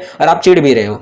ऐसे टाइम पर अगर आपके दोस्त जो है आपका सपोर्ट करने के लिए आ जाते हैं, इन लोग बोलते हैं क्या रे ज़्यादा शनपट्टी कर रहे हैं क्या, और वो आपको सपोर्ट करने के लिए, आपको बचाने के लिए आ जाते हैं, तो आपको काफ़ी अच्छा लगेगा। ठीक है, आप खुश रहोगे, आपको स्ट्रेस फील नहीं होगा, हाँ लगे हाँ भाई चलो मेरे दोस्त है मेरे को बचाने के लिए। लेकिन अगर कोई भी इनमें से नहीं आता है, ठीक है, मतलब ये जो दो लोग हैं आपके दोस्त लोग, इनमें से कोई नहीं आता, आप अकेले ही रहते हो और इन लोग आपको चिढ़ा रहे, आप देख रहे हो उन लोगों का मुंह, ठीक है, कोई आपको बचाने के लिए कोई सपोर्ट देने नहीं आएगा, तो आप उदास फील होगे। ठीक है, इन लोग मान लो आपको चिढ़ा कर एक दो छापट मारकर फिर चले जाते हैं इन लोग, फिर आप अकेले बैठे रहोगे बेंच में, आप वही सारी चीज़ें सोचते रहोगे और आपको स्ट्रेस फील होगा। तो सोशल सपोर्ट की वजह से भी देखोगे तो थोड़ा बहुत हमारा स्ट्रेस कम हो जाता है। ठीक है, अगर हमें सोशल सपोर्ट मिलता है। नेक्स्ट होता है बिहेवियरल सेल्फ कंट्रोल। मतलब क्या, इसका मतलब होता है देखो कि हमारा जो बिहेवियर होता है उसको हमें कंट्रोल करके रखना चाहिए। ठीक है, जैसे यहाँ पर लिखा है this strategy involve the individual attempt to control the stressful situation instead of allowing the situation to control him. A person can avoid a situation that will put him under stress. मतलब क्या कि यहाँ पर ये बोला गया है कि आपको अपने आप को कंट्रोल करना चाहिए। अगर मान लो आप कोई सिचुएशन में हो, जैसे मान लो आपके घर में कोई मर गया, ठीक है, अचानक से कोई मर गया, अब ये बहुत ज़्यादा स्ट्रेस का सिचुएशन है, यहाँ पे तो आपको स्ट्रेस होगा ही, बट उस टाइम पर अगर आप मतलब ऐसे सिचुएशन के अंदर अपने आप को थोड़ा बहुत संभालने की कोशिश करते हो तो थोड़ा बहुत आपका स्ट्रेस कम होगा। ठीक है, थोड़ा बहुत अपने आप को संभालने की कोशिश करते हो, या फिर आप ये कर सकते हो, जैसे मान लो रहता है ना कि किसी की मतलब लड़की छोड़ के भाग जाती है, तो ऐसे टाइम पर आप मतलब वो जो लड़का रहता है काफ़ी स्ट्रेस में रहता है, ठीक है, उदास में रहता है, डिप्रेशन में रहता है, लड़की छोड़ के भाग गई तो, ठीक है। अब ऐसे टाइम पर अगर आप पहले ही समझ लो कि मेरे को तो मतलब अगर मेरे को भी मान लो कल को कोई लड़की छोड़ के चली जाएगी, मैं भी स्ट्रेस में चला जाऊंगा, इससे अच्छा मैं अपने आप को कंट्रोल करके रखता हूँ, मैं ऐसे कोई रिलेशनशिप में जाऊँगा ही नहीं, मतलब मैं गर्लफ्रेंड नहीं बनाऊंगा, मैं अकेले ही रहूँगा, सिंगल मरूंगा, ठीक है, तो ये सारी स्ट्रेस मेरे को नहीं होगी। तो आप ये भी कर सकते हो कि अपने आप को कंट्रोल करो, खुद जो है ऐसी सिचुएशन में जाओ ही मत जहां पर आपको स्ट्रेस फील हो सकता है, ठीक है। तो ऐसी सिचुएशन में ना जाकर आपको ऐसे भी आप स्ट्रेस से बच जाओगे। तो ये होता है कि अपने आप को कंट्रोल कर सकते हो आप, ठीक है। कोई सिचुएशन अगर मान लो अचानक से खराब आ ही जाती है तो वहां पर आपको अपने आप को कंट्रोल करना है, अपने आप को समझाना है। अपना रहता है ना कि अगर मान लो कोई टेंशन बहुत ज्यादा होता है तो हम मेडिटेशन करना चालू कर देते हैं, जिसकी मदद से हम अपने आप को कंट्रोल करेंगे एंड अपने आप को स्ट्रेस फ्री करने की कोशिश करेंगे, ठीक है, थोड़ा बहुत स्ट्रेस को कम भी करेंगे। नेक्स्ट होता है बायो फीडबैक, ठीक है। अब ये बायो फीडबैक क्या होता है, तो ये एक टेक्निक होता है, मेडिकल कह सकते हो, थेरेपी होता है, या फिर कह सकते हो एक टेक्निक होता है जिसकी मदद से आप जो है अपने मतलब बॉडी के जो अनकॉन्शियस पार्ट्स होते हैं, जैसे अगर मान लो मैं कहूँ कि जैसे आप सांस लेते हो, ठीक है, तो सांस को आप थोड़ा बहुत कुछ समय के लिए कंट्रोल कर सकते हो कि आप चाहो तो सांस को 2 मिनट के लिए, मतलब 2 मिनट तो नहीं, 1 मिनट के लिए चाहो तो रोक सकते हो सांस को, ठीक है। और आप चाहो तो अपने हाथ को हिला सकते हो, वो भी अपनी मर्जी से, ठीक है, आपकी बिना मर्जी के आपका हाथ हिलेगा ही नहीं, ठीक है। अगर आप चाहते हो ना हिले मेरा हाथ तो नहीं हिलेगा आपका हाथ, ठीक है। आप चाहते हो कुछ समय के लिए मैं सांस ना लूँ तो आप नहीं लोगे, ठीक है। तो ये सबकॉन्शियसली होता है, ठीक है। बट कुछ चीज़ें होती है जो आप चाहते हो कि वो रुक जाए लेकिन फिर भी नहीं रुकेगा वो, ठीक है। जैसा आपका हार्ट बीट है, आपका अगर आप अपने दिल को छुओगे तो आप चाह कर भी उस दिल के जो धड़कन है वो नहीं रोक सकते उसको, ठीक है। आपके पेट में डाइजेशन हो रहा है, उसको आप रोक नहीं सकते। आपके जो दिल है वो कितनी स्पीड से धड़क रहा है उसको भी आप कंट्रोल नहीं कर पाते हो कि भाई मेरा दिल अभी तेज से अचानक से धड़कने लगता है, फिर अचानक से धीरे धीरे धड़कने लगता है, मैं चाहता हूँ उसको कंट्रोल करूँ। तो बायो फीडबैक जो रहता है इस टेक्निक की मदद से आप ये कर सकते हो कि आप अपने ऐसे जो पार्ट्स, जैसे आप मान लो आपका दिल है, ठीक है, तो दिल जो रहता है मान लो कुछ स्पीड में धड़क रहा है, ठीक है, 1 मिनट में मान लो कि कितने बार धड़क रहा है, 40-50 बार, मतलब गिन, पता नहीं कितना है, मैंने देखा नहीं था कितने बार धड़कता है। किसी को पता हो 1 मिनट में अपना दिल कितने बार धड़कता है तो कमेंट में बता देना, ठीक है। तो जितने बार भी धड़कता है दिल मान लो, तो आप चाहो तो उसको कंट्रोल कर सकते हो उसकी स्पीड को, कि 1 मिनट में मेरा जो दिल है वो इतनी बार नहीं धड़केगा, इससे कम स्पीड में धड़के या फिर से ज्यादा स्पीड में धड़के, ठीक है। तो आप अपने दिल के वो जो हार्ट बीट है उसको कंट्रोल कर सकते हो, तो बायो फीडबैक की मदद से, ठीक है। कैसे करते हैं मैं आपको बता देता हूँ, मतलब आप खुद भी कर सकते हो, थोड़ा बहुत प्रैक्टिस करोगे कि आप अपने दिल की धड़कन को कंट्रोल कर सकते हो। आप चाहोगे तो धीरे धड़केगा आपका दिल, और फिर आप चाहो तो उसको स्पीड भी कर सकते हो धड़कन को, ठीक है। तो ये बायो फीडबैक होता है, जिसकी मदद से ये टाइप का मेडिटेशन थोड़ा टाइप में ही हो जाता है कि in this method a stress victim under the medical guidance learn to influence symptoms of stress such as headache, increased blood pressure. Likewise psychological treatment can also be provided to reduce stress, ठीक है। मतलब यहाँ पर biofeedback के अंदर ये एक medical guidance है जिसके अंदर आप जो रहते हैं अपने स्ट्रेस को कम कर सकते हो। आप ये देख सकते हो कि आपकी बॉडी किस तरीके से रिएक्ट करती है। देखो बायोफीडबैक में ये होता है, आपकी जो बॉडी होती है आप ये देख पाते हो कि आपकी बॉडी किस तरीके से फंक्शन कर रही है। जैसे आप मतलब देखो मैं आपको समझा देता हूँ डायरेक्टली बायोफीडबैक में करते क्या है, ठीक है। या तो आप कोई मशीन खरीद लो या फिर आप डॉक्टर के पास जाकर ये करवा सकते हो, काफी खर्चीला रहता है। तो आप बिना मशीन के भी ये बायोफीडबैक अपने आप भी प्रैक्टिस कर सकते हैं। मैं आपको बता देता हूँ कैसे करते हैं। आप लोग आंख बंद करके 2-4 मिनट देखो जाएगा आपसे, ठीक है। करना क्या रहता है, आपको पहली बात एक शांत जगह पे आराम से बैठ जाना रहता है, ठीक है। मान लो आप हो आराम से शांत जगह पर एक जगह बैठ जाओ। उसके बाद आप जैसे अब मान लो आप चाहते हो कि आपकी जो दिल है उसका धड़कन को मैं कंट्रोल करूं, ठीक है, कि आपका दिल जो है वो कितनी स्पीड से धड़कना चाहिए वो आप कंट्रोल करो। तो इसके लिए आपको करना क्या रहता है, आप आराम से 2 मिनट के लिए शांति से बैठ जाओ। आप अपने सांसों के ऊपर कंट्रोल करोगे, ठीक है, मेडिटेशन टाइप में ही रहता है। तो उसके बाद आप सांसों को ऊपर कंट्रोल करोगे कि धीरे धीरे एकदम सांस लेना है। अब होता है क्या, देखो आपका जो दिल होता है वो धड़कता कैसे, पहले ये समझो। देखो आपका जो दिल, अगर मान लो आप कभी भी सांस अंदर लेते हो तो आपका जो दिल होता है तेज से धड़कने लगता है, ठीक है। और अगर आप सांस को छोड़ देते हो तो आपका जो दिल होता है वो धीरे धीरे धड़कने लगता है। तो अगर आप अपने सांस को बहुत ज़्यादा धीरे धीरे लोगे, मतलब एकदम बहुत ज़्यादा धीरे धीरे अगर सांस अगर आप लेते हो तो आपका जो दिल होगा वो बहुत धीरे धीरे धड़केगा, ठीक है, मतलब जैसे बहुत धीरे धीरे धड़केगा। और वहीं पे अगर मान लो आप सांस को जल्दी जल्दी लेते हो, तेज तेज लेते हो, जैसे अगर मान लो आप लोग दौड़ते होंगे तो आपका जो दिल है काफ़ी तेज तेज दौड़ता है, क्योंकि उस टाइम पर आप सांस बहुत कम लेते हो, ठीक है। तो यहाँ पर बायो फीडबैक के अंदर ऐसी काफ़ी सारी और भी चीज़ें होती है, जैसे आप अपने ब्लड प्रेशर को कंट्रोल कर सकते हो, ठीक है। तो काफ़ी सारी चीज़ें होती है जो कि आप कंट्रोल कर पाते हो, काफ़ी और भी चीज़ें रहती है, मतलब जो आप सब कॉन्शियस बीट है तो सब कॉन्शियस माइंड आपका जो है वो कंट्रोल करता है आपके हार्ट बीट को। बट देखोगे तो आप भी इसे कंट्रोल कर सकते हो ऐसे चीजें करके, ठीक है, कि अगर आप अपने सांस को बहुत धीरे धीरे लोगे तो आपका जो दिल रहेगा वो धीरे धीरे धड़केगा, और अगर आप सांस को तेज तेज से लेना चालू कर दोगे तो आपका जो दिल रहेगा वो भी तेज तेज से धड़केगा, ठीक है। थोड़ा प्रैक्टिस करने की जरूरत रहती है, एक बार में नहीं होता। ऊपर से आपको ये भी देखना रहता है अपने हार्ट बीट जो रहता है उसके ऊपर भी आपको ध्यान रखना पड़ता है कि वो कितना तेज से बीट कर रहा है, कितने धीरे धीरे चल रहा है। और वो नॉर्मली उतना हमें समझ नहीं आता है, ठीक है, क्योंकि देखोगे आपको ये ऐसे दिल को रखोगे तो उतना एकदम से ऐसा नहीं होता है कि बहुत तेज तेज से धड़कने लग जाता है कि आपको फील होगा कि हाँ मुझे बहुत ज्यादा तेज तेज से धड़क रहा है। थोड़ा थोड़ा एकदम थोड़ी सी स्पीड बढ़ती है, ठीक है। तो वो मशीन लगा के चेक होता है, ठीक है। तो बायो फीडबैक के अंदर सिंपली कह सकते हो कि आप अपनी बॉडी को थोड़ा बहुत कंट्रोल कर पाते हो, जिसकी मदद से आपका स्ट्रेस जो रहता है वो थोड़ा बहुत कम हो जाता है, ठीक है। ये ऐसी सारी चीजें ये टाइप में मेडिटेशन जैसा ही हो जाता है, तो उसके वजह से भी आपका स्ट्रेस थोड़ा बहुत कम हो जाता है, ठीक है। तो ये बायो फीडबैक होता है। उसके बाद नेक्स्ट होता है अपना नेटवर्किंग, ठीक है। नेटवर्किंग के अंदर क्या होता है, नेटवर्किंग मतलब आप जितना हो सके उतने ज्यादा दोस्त बनाओ, ठीक है। नेटवर्किंग मतलब अपने नेटवर्क को थोड़ा फैलाओ, ठीक है, आपके ज्यादा से ज्यादा अपने दोस्त बनाओ, यही होता है कि it means forming close association with trusted friends and coworker who are good listener and confidence builder. मतलब क्या कि आपको अपने ऐसे लोगों, अपने आसपास में ऐसे लोगों का ग्रुप आपको इकट्ठा करना है, मतलब ढेर सारे लोगों के साथ आपको नेटवर्क बनाना है जो कि आपके दोस्त हो, जो कि आपको लगे ये बहुत ज्यादा ट्रस्टी है, मतलब आप उनके ऊपर भरोसा कर सकते हो, अच्छे लिसनर हो कि आप मान लो आपको कोई दुख रहेगा, आपको कोई परेशानी रहेगी तो आप उनको बताओगे तो वो आराम से सुनेंगे आपकी बात को, ये नहीं कि आपका मजाक उड़ाएंगे। तो ऐसे लोगों के साथ आपको जुड़ना है और उनके साथ आपको बातचीत करनी है ताकि आप अपने मन को हल्का कर सको और स्ट्रेस थोड़ा कम हो जाए, ठीक है। तो ये कर सकते हैं, दोस्तों से मिलो, बातचीत करो, दोस्त बनाओ। उसके बाद नेक्स्ट होता है 9th जो है वो है पर्सनल वेलबींग, ठीक है। मतलब क्या होता है कि some preventive steps can also be taken to minimize the effect of stress, ठीक है। जैसे यहाँ पर बताया गया है कि an appropriate philosophy of life, यानी यहाँ पर देखो पर्सनल वेलबींग मतलब अपने जिंदगी के लिए आपको कुछ चीजें करनी है जिसकी मदद से भी आप अपने स्ट्रेस को कम कर सकते हो। जैसे सबसे पहले लिखा है कि आपको अपनी जिंदगी का फिलोसॉफी ढूंढना है, ठीक है। मतलब आपको जिंदगी में क्या करना है, जैसा मान लो आपको जिंदगी के अंदर कोई बहुत बड़ा कोई भी आर्टिस्ट बनना रहेगा या फिर जो भी आपका सपना रहेगा, ऐसे अपनी जिंदगी की फिलोसॉफी ढूंढो कि आपको करना क्या अपनी जिंदगी के अंदर। उसके बाद प्रॉपर टाइम मैनेजमेंट करो, वही कि आपका स्ट्रेस कम हो, ठीक है। सेल्फ असेसमेंट करो, अपने आप को जानो कि मैं कौन हूँ, ये सारी चीजें करो। रहता है ना, मेडिटेशन करके अपने आप को जानने की कोशिश करते हैं, सेल्फ असेसमेंट करो। उसके बाद ब्रीदिंग रेगुलेशन करो कि ब्रीद मतलब सांस अंदर बाहर, वो सारी चीजें मेडिटेशन का ही पार्ट हो जाता है।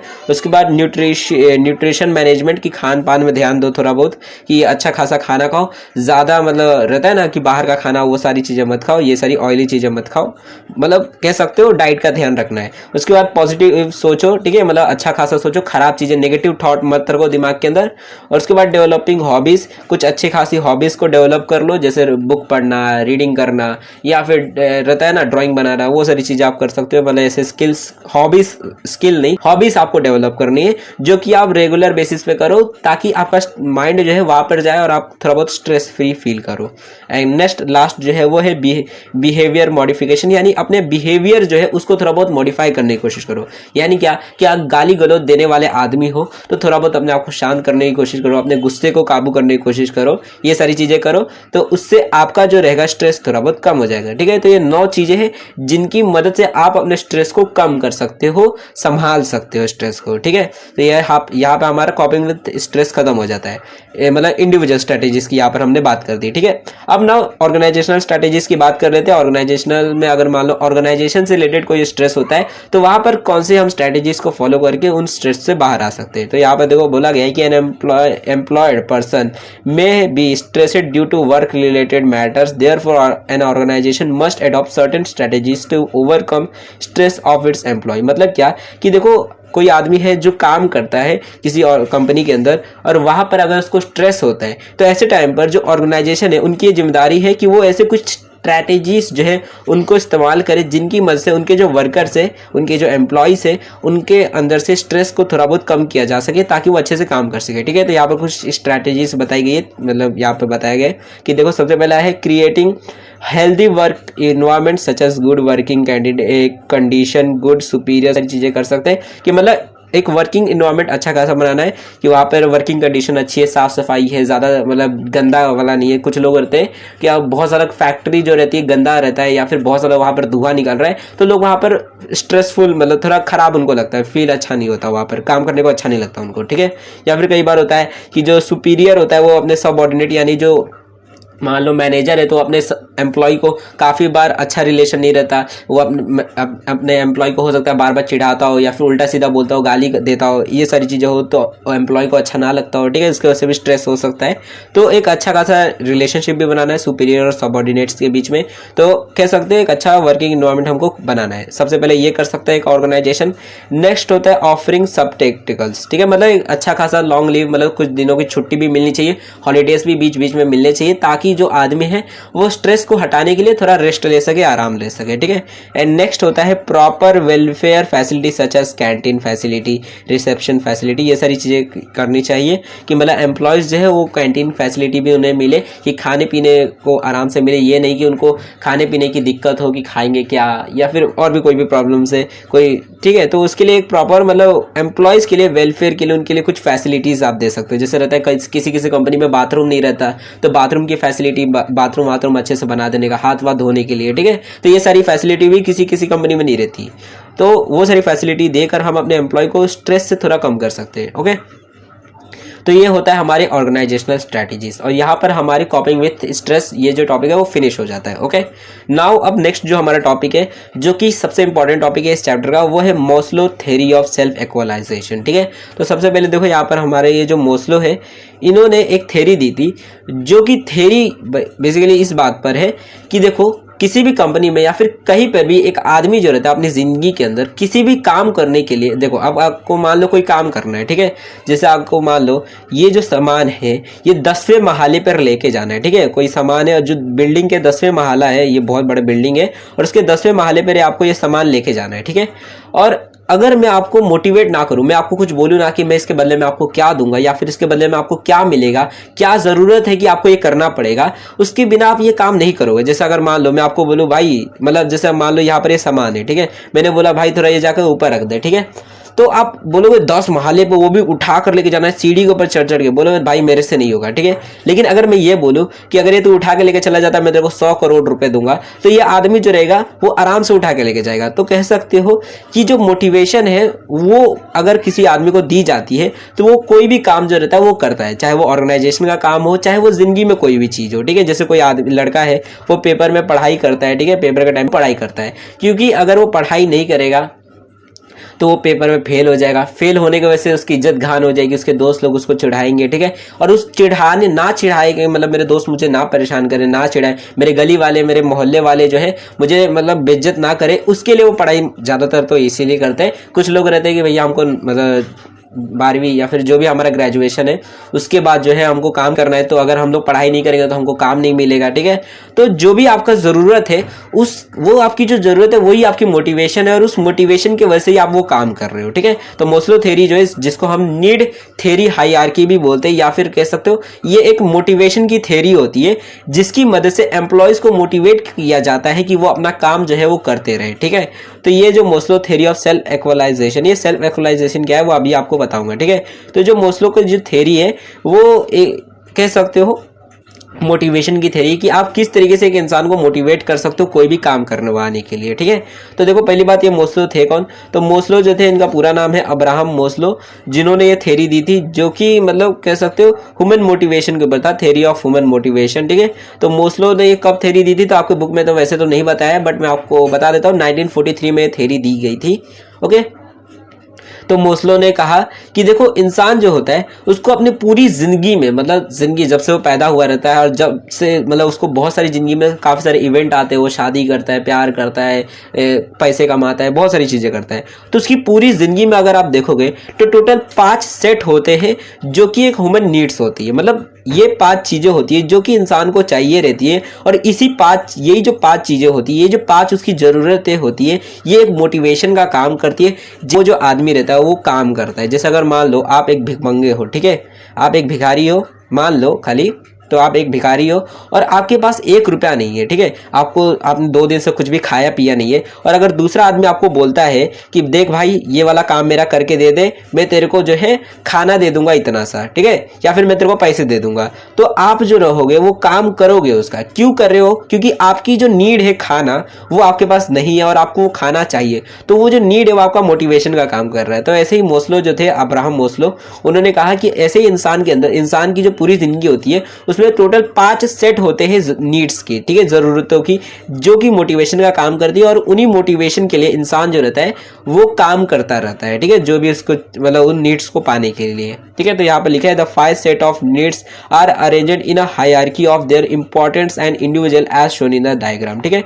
तो ये जो यहाँ पर ये देख सकते हो आप लोग, ये 5 वो नीड्स है जिनके लिए इंसान जो रहता है वो हमेशा मोटिवेटेड रहता है, ठीक है। और इनकी इंपॉर्टेंस के हिसाब से इनको ऊपर ऊपर किया गया है कि सबसे पहला होता है फिजियोलॉजिकल नीड, उसके बाद नेक्स्ट होता है सेफ्टी एंड सिक्योरिटी, फिर सोशल नीड्स, उसके बाद नेक्स्ट होता है मतलब ego and steam need, and last में सबसे ऊपर होता है सेल्फ एक्चुअलाइजेशन नीड, ठीक है। तो ये 5 ज़रूरतें होती है जो कि इंसान जो रहता है चाहिए रहता है, और इसकी मदद से ही जो है मतलब हमेशा मोटिवेटेड फील कर सकता है, ठीक है। मतलब इन नीड्स की वजह से इंसान काम करेगा, ठीक है। तो यहाँ पर ये 5 नीड्स है, और इनको एक मतलब नीचे से लेकर ऊपर लेवल तक डाला गया है कि जो सबसे नीचे वाला है वो सबसे लोवेस्ट नीड है, मतलब सबसे कम इंपॉर्टेंट वाला नीड है, और जो सबसे ऊपर वाला नीड है वो सबसे बड़ा नीड है, ठीक है, ज़रूरत है, जो कि इंसान को चाहिए रहता है लेकिन नहीं मिलता है, ओके। तो यहाँ पर मैं आपको बता देता हूँ पहली बात, ये जो चार्ट है ये यहाँ पर भी वही चार्ट है, बस थोड़ा कलरफुल में है। तो ये है क्या, इसको एक्सप्लेन थोड़ा बहुत कर देते हैं, उसके बाद आपको पॉइंट्स भी रीड करूँगा, वहाँ पर और अच्छे से समझ आ जाएगा, ठीक है। तो देखो सबसे पहला होता है साइकोलॉजिकल नीड, ठीक है। साइकोलॉजिकल नीड्स मतलब क्या? तो देखो साइकोलॉजिकल नीड का मतलब होता है, देखो फिजियोलॉजिकल नीड, ठीक है। तो फिजियोलॉजिकल नीड मतलब जो भी आपकी शारीरिक ज़रूरतें होती है, शरीर के लेवल पे जो भी आपकी ज़रूरतें रहती है, जैसे खाना पीना, ठीक है, रोटी कपड़ा मकान, ठीक है, ये सारी जो ज़रूरतें होती है उनको हम फिजियोलॉजिकल नीड्स में गिनते हैं, ठीक है। दवाई पानी हो गया, ये सारी चीज़ें। अब कोई आदमी है, मान लो ठीक है। मतलब पहले आपको ये पूरा पांच एक्सप्लेन कर दो है क्या, उसके बाद यहाँ पर मैं आपको समझाता हूँ और अच्छे से। ठीक है, तो देखो फिजियोलॉजिकल नीड्स में कौन सी चीजें आती है, तो वही रोटी कपड़ा मकान ये सारी चीजें आती है। उसके बाद नेक्स्ट होता है सेफ्टी। ठीक है, सेफ्टी में ये सारी चीजें आती है जैसे कि सिक्योरिटी हो गई, जॉब की सिक्योरिटी, कोई भी सिक्योरिटी। ठीक है, उसके बाद नेक्स्ट होता है हमारा लव बिलोंगिंगनेस, जिसको हमने अभी सोशल नीड देखा था, वही ये जो सोशल नीड होता है जिसके अंदर प्यार मोहब्बत ये सारी चीजें आती है। एंड नेक्स्ट होता है स्टीम मतलब इज्जत। एंड सबसे ऊपर होता है सेल्फ एक्चुअलाइजेशन। ठीक है, तो इसको एक्सप्लेन करते हैं अच्छे से, आपको समझ आएगा। मान लो जैसे कि कोई आदमी है, ठीक है, जो कि रेगिस्तान में पड़ा हुआ है, एकदम बुरी मतलब कह सकते हो बुरी हालत में है, प्यास लगी है, भूख लगा है, 2 दिन से कुछ खाया नहीं, मरने की हालत है। ठीक है, अब ऐसे टाइम पर ये जो आदमी है इसे क्या चाहिए? ठीक है, अगर ऐसे टाइम पर मान लो दूसरा कोई आदमी है, इसको आकर बोलता है कि देख भाई मैं तेरे को मतलब मैं तेरे को खाना और पानी दूंगा अगर तू मेरा ये काम करके देगा। ठीक है, तो ये जो आदमी होगा खाना पानी के लिए मतलब जो भी उसकी ज़रूरतें हैं, फिजियोलॉजिकल जो भी नीड्स है उनके लिए वो काम करेगा। ठीक है, तो कह सकते हो जब तक मतलब कह सकते हो ये जो नीड है वो इसका मोटिवेशन का काम कर रही है। ठीक है, तो अगर मान लो जैसे कि उसने इसका काम कर लिया, उसको खाना पानी मिल गया। ठीक है, अब उसके बाद अब एक बार उसका पेट भर गया, मान लो अब आराम से पेट वेट भर चुका है, पेट फुल है, अपना टंकी फुल है। ठीक है, अब मस्त है। ठीक है, पानी वानी पी लिया, कपड़ा भी मिल गया, खाना भी मिल गया, सारी चीजें हो गई, आज का काम हो गया। अब ये क्या चाहेगा कि मेरा आज का तो काम हो गया, लेकिन कल क्या, कल फिर मेरे को मरना पड़ेगा। तो वो चाहेगा एक काम करता हूं मैं जल्दी से एक अच्छा खासा काम ढूंढ लेता हूं जहां पर मैं अच्छे खासे पैसे इकट्ठा कर सकूं और मुझे फ्यूचर की टेंशन ना हो, मतलब अपनी जॉब सिक्योरिटी के। मतलब जैसे मान लो ये जो आदमी है, ये जो आदमी था, अगर मान लो ये इसके पास एक आदमी आया था जो पहले ही आया था कि भाई मैं तेरे को आज जो है अगर आज तो मैं ये काम करके देगा तो मैं तेरे को मान लो 1 कटोरी चावल और थोड़ा दाल दूंगा खाने के लिए। ठीक है, ये इसको ये बोला। ठीक है, अब क्योंकि ये बहुत भूखा था और इसको पानी वानी खाना पीना ये चाहिए था, तो इसने बोला ठीक है भाई मेरे को दे दे काम। ठीक है, बट एक बार अब मान लो इसका पेट भर गया, अब ये मस्त पेट वेट भर चुका है, अब इसके पास ये ऑफर लेके आएगा कि भाई तू मेरा ये काम कर दे, मैं तेरे को 1 कटोरी चावल और दाल दूंगा, तो ये क्या बोलेगा? ठीक है भाई दे दे। ये बोलेगा नहीं मेरे को ये नहीं चाहिए, मेरे को पैसा दे। ठीक है, या फिर मेरे को एक फिक्स जॉब चाहिए, तो इसको मना कर देगा, बोलेगा नहीं मैं तेरा काम नहीं करूंगा, मैं किसी और का काम करूंगा। ये दूसरे को ढूंढेगा जहां पर इसको एक अच्छी खासी नौकरी मिल जाए। ठीक है, अब मान लो ये दूसरी जगह जाता है जहां पर इसको एक अच्छी खासी नौकरी मिल जाती है, जहां पर वो अच्छे खासे पैसे भी जमा कर लेता है। तो कह सकते हो जब हमारी एक नीड जो थी, यानी ये कह सकते हो ये जो फिजियोलॉजिकल नीड थी, जैसे ये पूरी हो गई, ठीक है, उसके बाद ये जो आदमी था अब इसको ये वापस से नीड अगर मिलती है, इसके अगर वापस से यही ऑप्शन दिया जाता है इसको, तो इससे ये मोटिवेट नहीं फील करेगा। ठीक है, क्योंकि वो देखोगे अगर मान लो आपका ही पेट भर जाएगा और आपको अब कोई बोलता है भाई मैं तेरे को 1 गिलास पानी दूंगा और तू जो है मेरे को ये काम करके दे, तो आप बोलोगे नहीं मैं नहीं करूंगा तेरा काम। ठीक है, तो एक बार जो आपके जो नीड है वो पूरी हो जाती है, तो वो जो नीड है वो आपका कह सकते हो मोटिवेशन का काम नहीं करती है। ठीक है, अब उससे ऊपर वाली नीड आपको चाहिए रहती है। तो वैसे ही इस आदमी को अब जो है एक जॉब सिक्योरिटी चाहिए कि भैया मेरे को एक जॉब सिक्योरिटी मिल जाए कि कल मुझे भूखा ना मरना पड़े, कल मैं अच्छे से खा सकूं। तो ये जो आदमी है जो सिर्फ मुझे आज खाना देगा, कल तो खाना नहीं देगा, इसलिए मैं ऐसे आदमी को ढूंढूंगा जो मुझे रोज खाना दे सके। ठीक है, एक जॉब सिक्योरिटी रहे, रोज खाना मिले, मैं भूखा ना मरूं। ठीक है, तो ये दूसरे आदमी को ढूंढेगा। हो सकता है मान लो यहाँ पर दूसरा आदमी है जो कि इसको एक मंथली सैलरी देगा, वो भी हमेशा। ठीक है, एक फिक्स साल के 5 साल के एग्रीमेंट बन गया। ओके, तो अब ये जो आदमी है इसको एक जॉब मिल गई। तो कह सकते हो सबसे पहली जो नीड होती है हमारी फिजियोलॉजिकल नीड, ये स्टार्टिंग की नीड होती है, और जैसे ये फुलफिल हो जाती है आदमी जो रहता है वो सेकंड नीड की ओर बढ़ जाता है जो होती है सेफ्टी। ठीक है, सेफ्टी के अंदर सारी चीजें आती है जैसे कि आपको पैसा जमा करना है और या फिर जॉब सिक्योरिटी होगी कोई भी। ठीक है, तो इसको सेफ्टी बोलेंगे। ओके, तो सेफ्टी मिल गई। ठीक है, अब मान लो आपको सेफ्टी भी मिल गई, आपको एक परमानेंट जॉब मिल गई, सरकारी नौकरी मिल चुकी है, आपको मस्त पैसे आ रहे हैं, फिजियोलॉजिकल नीड तो पूरी हो ही रही है, खाना पीना मिल ही रहा है और सेफ्टी भी मिल चुकी है। ठीक है, अब आप एक परमानेंट जॉब वाले हो चुके, सरकारी नौकरी मिल गई है। अब आप क्या चाहोगे कि अब मेरे पास पैसे भी हो चुके हैं, सारी चीजें हो चुकी है, घर बार सारी चीजें हो चुकी है, तो अब मैं चाहूंगा कि मेरे को भी थोड़ा शादी वादी करना है, दोस्त यार बनाने हैं, गर्लफ्रेंड बनानी है, या फिर मुझे भी प्यार करना है। ठीक है, मतलब आप चाहोगे मेरा भी फैमिली हो, ये सारी चीजें हो, मैं भी एक शादी अच्छी खासी एक रिलेशनशिप में रहूं। ओके, या फिर मैं शादी ना करूं तो कम से कम दोस्त वोस्त रहे, मैं भी थोड़ा बहुत हंसी खुशी अपनी जिंदगी जी सकूं। तो अब जैसे ही आपके पास ये वाली जो नीड है सेफ्टी वाली ये पूरी हो जाएगी, तो आप चाहोगी आप चाहोगे कि अब मेरे पास जो मतलब नेक्स्ट जो नीड है आपकी सोशल नीड, यानी लव और बिलोंगिंगनेस, वो वाली नीड अब आपकी पूरी हो कि मैं किसी से प्यार करूं, मैं किसी से शादी करूं। ठीक है, आपकी अब क्योंकि परमानेंट जॉब लग चुकी है, तो आप चाहोगे कि मैं जो हूं अब थोड़ा वो मतलब ये सारी चीजें करूं। ठीक है, अब थोड़ा जिंदगी को मजा भी लिया जाए, तो आप ये करोगे। अब लव, बिलोंगिंगनेस, दोस्त यार बनाओगे, ठीक है, तो ये सारी चीज़ें करोगे। अब जैसे ही आपकी ये भी नीड पूरी हो जाती है, मान लो आपने किसी से शादी कर ली, आपके दोस्त भी बन गए, तो अब उसके बाद आप क्या करो, अब आप चाहोगे कि अब मुझे सोसाइटी में इज्जत मिले, ठीक है, पावर है मेरे पास, लोग मेरी इज्जत करें, मेरा थोड़ा रहता है ना कि फ्रेम बने, लोग मुझे जाने पहचाने, मेरी भी पहचान हो, ठीक है, अब आप ये चाहोगे, ठीक है।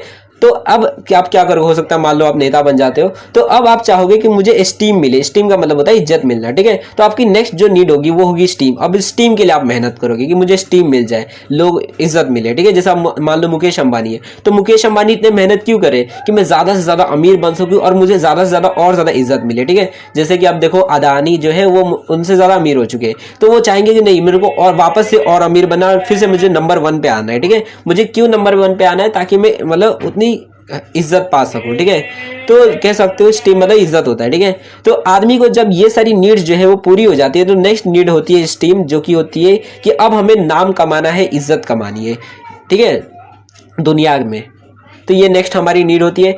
अब जैसे ये भी नीड पूरी हो जाती है कि अब भाई अब तो हमने सारी चीज़ें कर ली, मुझे जो करना था वो सारी चीज़ें मैंने कर ली है, अब मेरे पास कुछ भी ज़िंदगी में करने के लिए नहीं है, तो आदमी जो रहता है वो सेल्फ एक्चुअलाइजेशन को पाने जाता है, ठीक है। ये होता क्या है, तो ये होता है आत्मज्ञान। जैसे अगर देखोगे संदीप माहेश्वरी जो है, तो देखो सबसे पहले जो संदीप माहेश्वरी थे उन्होंने किया क्या, सबसे पहले से कमाए, ठीक है, स्टार्टिंग की जो उनकी फिजियोलॉजिकल नीड थी, मतलब जो भी रोटी कपड़ा मकान वो सारी चीज़ों को उन्होंने पूरा किया, ठीक है।